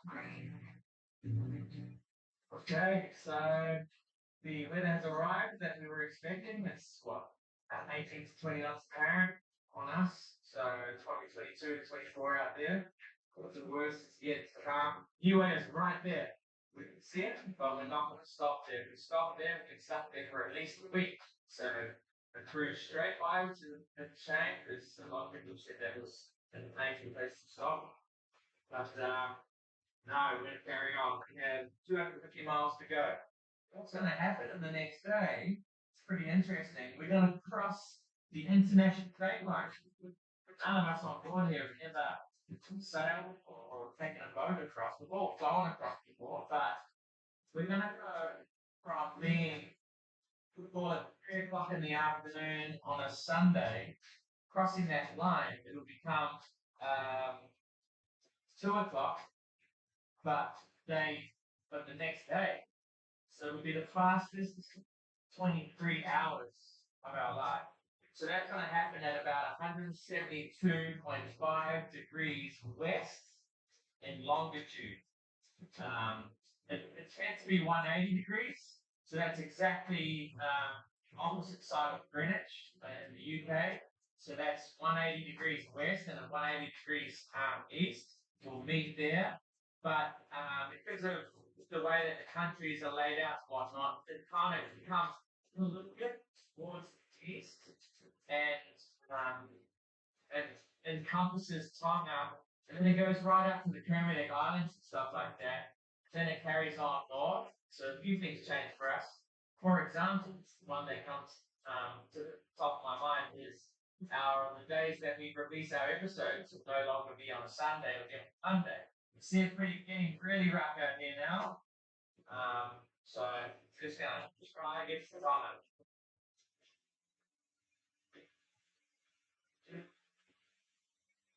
This, right here, is a 3.5 meter swell, or 11.5 feet, and 30 knots of wind, with a boat speed of 8 knots.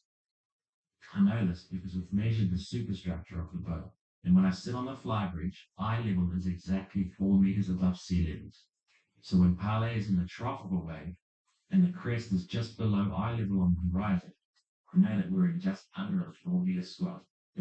Our drone would give a much better idea of the sea state there, because you would see Parley's hulls disappearing in the troughs of the waves. But there is no way I was flying that thing in 30 knots of wind. So it's 9 o'clock in the morning. We are big hours out from last night was atrocious. The boat's motion is so twisty. We're going from like 120 to say 170. And the boat was just really screwy. So we have autopilot in high performance now, trying to keep the boat straight. And it's really working hard. So around that point now where stuff can start breaking, and if something breaks like the autopilot, then we go off course. The accidental drive, that's when we get big problems. But it's like not scary or anything, it's just very uncomfortable. Like You enjoyed this kind of sailing? You got rocks in your head. I am ready for this trip to be over so that I can actually walk around and not have to worry about falling over. Because, you know, Stephen was the chosen. I think I should be called the fallen. Yeah, it's been absolutely crazy. I'm not gonna lie. Last night was probably the first night that I actually felt a little bit scared for the first time on this boat. Not because I feel the boat's unsafe or anything, just the waves on the side of the hull. Mid sleep, and then all of a sudden you're in the air. It's like these elevator drops out of nowhere. So we are about to go across the international date line. It's a pretty cool thing. I've never done it before. We're going to do something fun to sort of celebrate. While we're in the Cook Islands, I started to see a lot of products from New Zealand that I grew up with that I haven't seen for years. And one of them is wheat bix. So I grew up eating these. I used to put a ton of sugar on them, in all honesty, but they are absolutely never to be eaten dry. So we're going to eat them dry. We're going to have 5 of us have a competition to see who can eat one the fastest, and we all have to eat it. And the loser, whoever comes last, has to do a shot of a raw egg.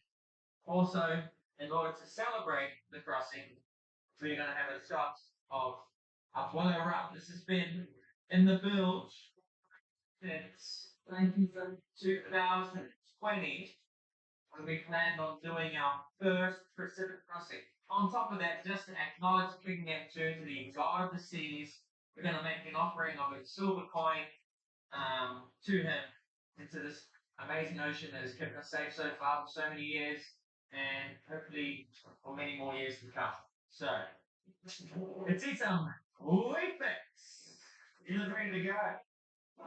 Well, I can tell you after evaluating this wheat biscuit or whatever the hell it is, it looks like pressed carne. And it doesn't smell much better. Great.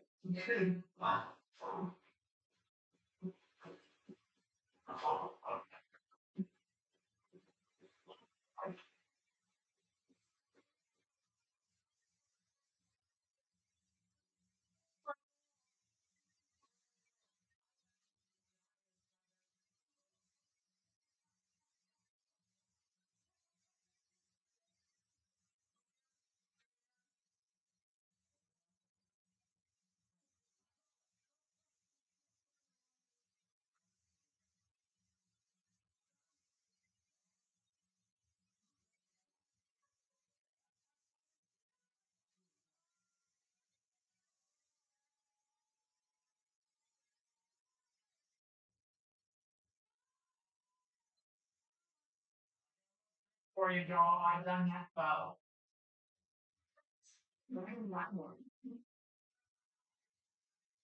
Congratulations, guys. You've all officially sailed across the international date line. I think people can say that they've ever done in their lifetime.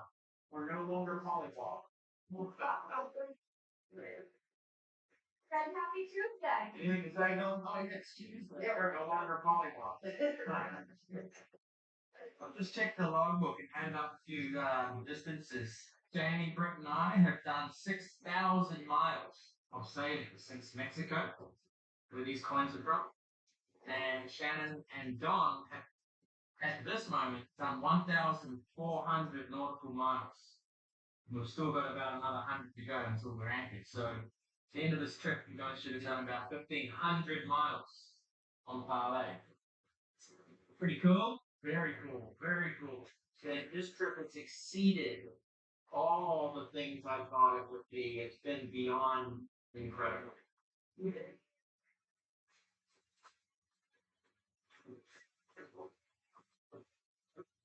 Isn't there all land? Oh, we're still rolling. We all just changed our times to Tonga time. So Tonga's actually the same date as New Zealand, but an hour ahead.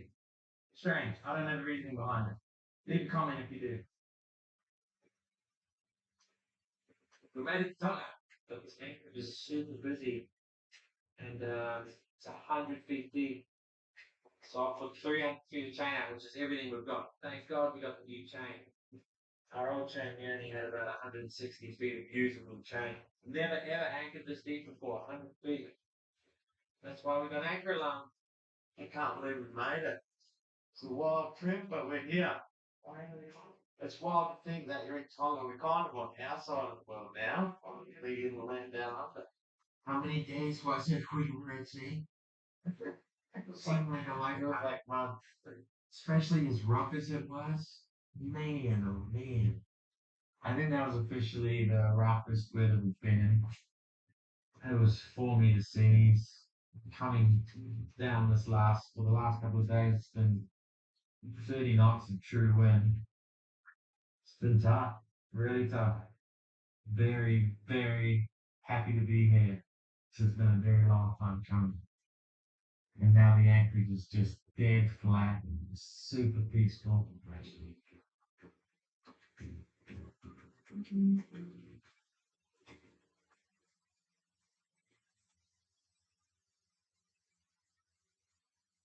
So we had made it all the way to Tonga. The biggest wave I witnessed on my watch was at the same height as the boom, which I know is exactly 4.8 meters above sea level, which is 15.7 feet. And to be sitting here in the dead calm anchorage in Tonga was almost a little surreal. We have sailed around 25,000 miles from Tortola in the British Virgin Islands, and we were one step away from sailing to my home, New Zealand. This final step, though, was going to be our most challenging one yet, as we sailed south into the lowest latitudes Pale has ever been. From here south, it will no longer be the tropical conditions that we've had for the last 6 years, and I have to admit, I was pretty nervous about it. Okay, everyone, we are heading to the clearance dock to clear into Tonga.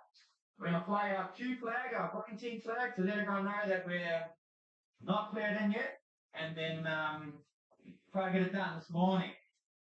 The problem after that is apparently there's no more moorings left, so we'll have to see what to do about that.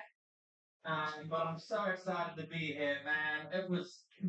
We weren't planning on it, but we ended up sailing 800 miles non-stop. And the plan was to do it in 3 short trips. Because of the weather that you just saw, we ended up doing it in one go. You know, it's still a bit fresh, but I think that may be the heaviest seas we've ever been in. That was 4 meter. Like I said, one of the waves was the height of the boom. And of course, you can never capture this on camera. It just doesn't do it justice. Or, like, it doesn't even look like a third of the actual size. If you ever go sailing and you try to capture big seas and you manage to do it, let me know how. I think the Insta360 may have caught some of that. And I wanted to fly the drone. The drone, from a distance, you would have seen the boat just bobbing up and down and getting thrown around. When you're filming on the boat, you just can't capture that. So, anyway, trust me, it was rough. Clearing into Tonga was super easy and took about 30 minutes. The Tongan people were so friendly, and the only clause was that the dogs would have to do a 2-week quarantine on the boat. One of our followers happened to see us sail in and actually reserved a mooring board for us. So our welcome into Tonga couldn't have gone much better than this. Well, that's Ollie. He's a leg amputee. Now got a mooring. It's 20 Tongan dollars a night. And there's none available. That just happened to come available next to him. So it's so busy because everyone's here to A, hide from that weather that's just been out, and B, the regatta starts not tomorrow but the next day. I'm so excited. This is so cool. It's going to be like 50 boats in this regatta. And it's a festival, so it's not just racing. There's cultural nights, barbecues, all sorts. So stay tuned. I guess that'll be next episode. Let's get to know Vava. Yep, that's right, Colin. That will be the next episode. It's the Tongan festivities video. Cheers for watching, everyone, and we'll see you next Sunday in the States as usual, which is Monday for the side of the globe.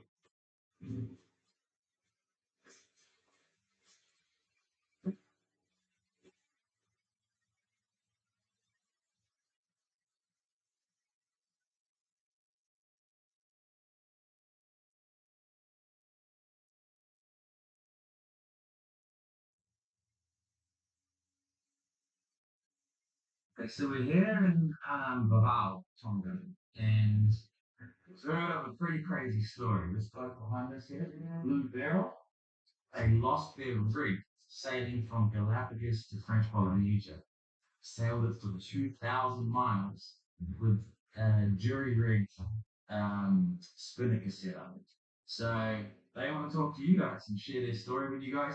At the same time, a boat has just come in. It's called Dance Me, and they lost their rig 200 miles from here. So they just had to motor in. Fritz almost killed them with the drone, but and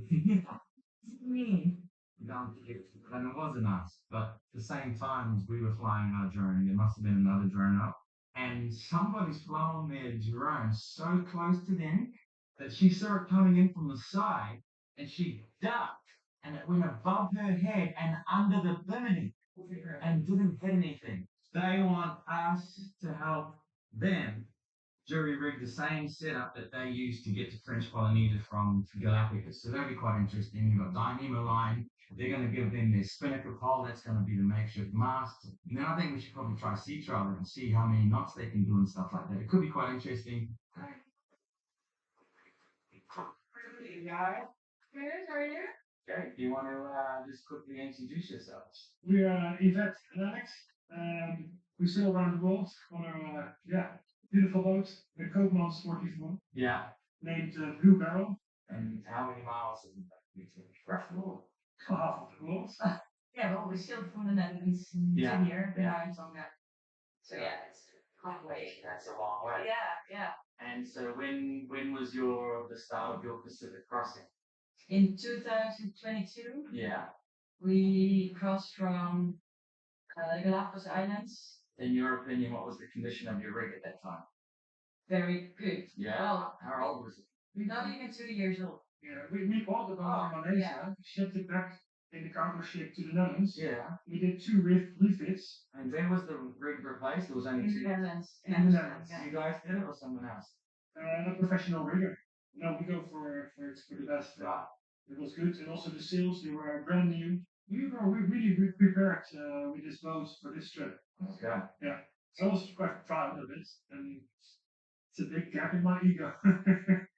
We'll find out what happened. So you've left Galapagos. You've made it all the way to Galapagos. Did you stop in Galapagos? Yes, we did. Yeah. Yeah, 3 weeks. Mm-hmm. Had a really good time there. Fueled up, and we got ready. And after 7 days, 1,000 miles out the coast of Galapagos, in the night, of course, everything happens in the night, we heard like a big noise.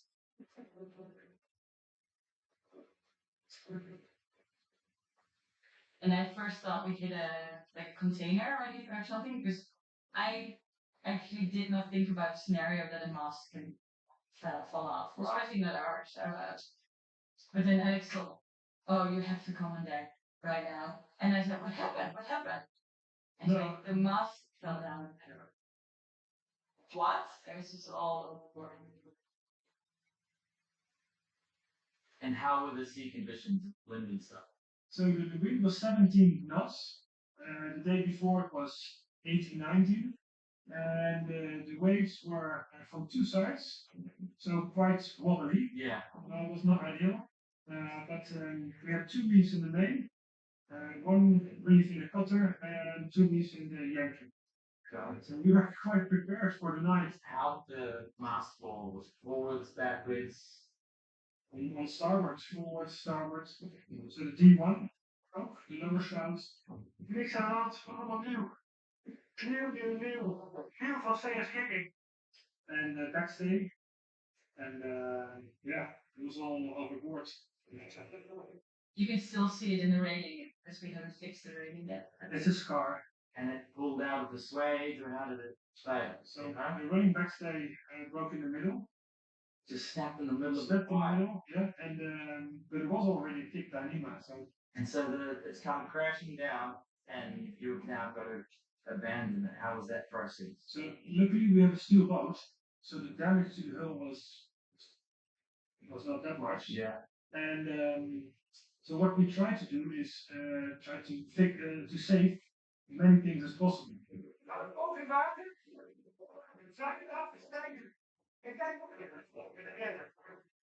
And so we put a few ropes on the winches, and we winched it in, so the mast was close.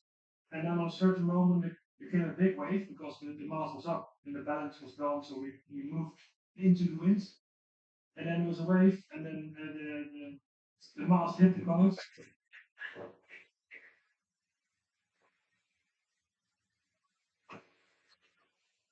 And I thought, okay, now we have to get rid of.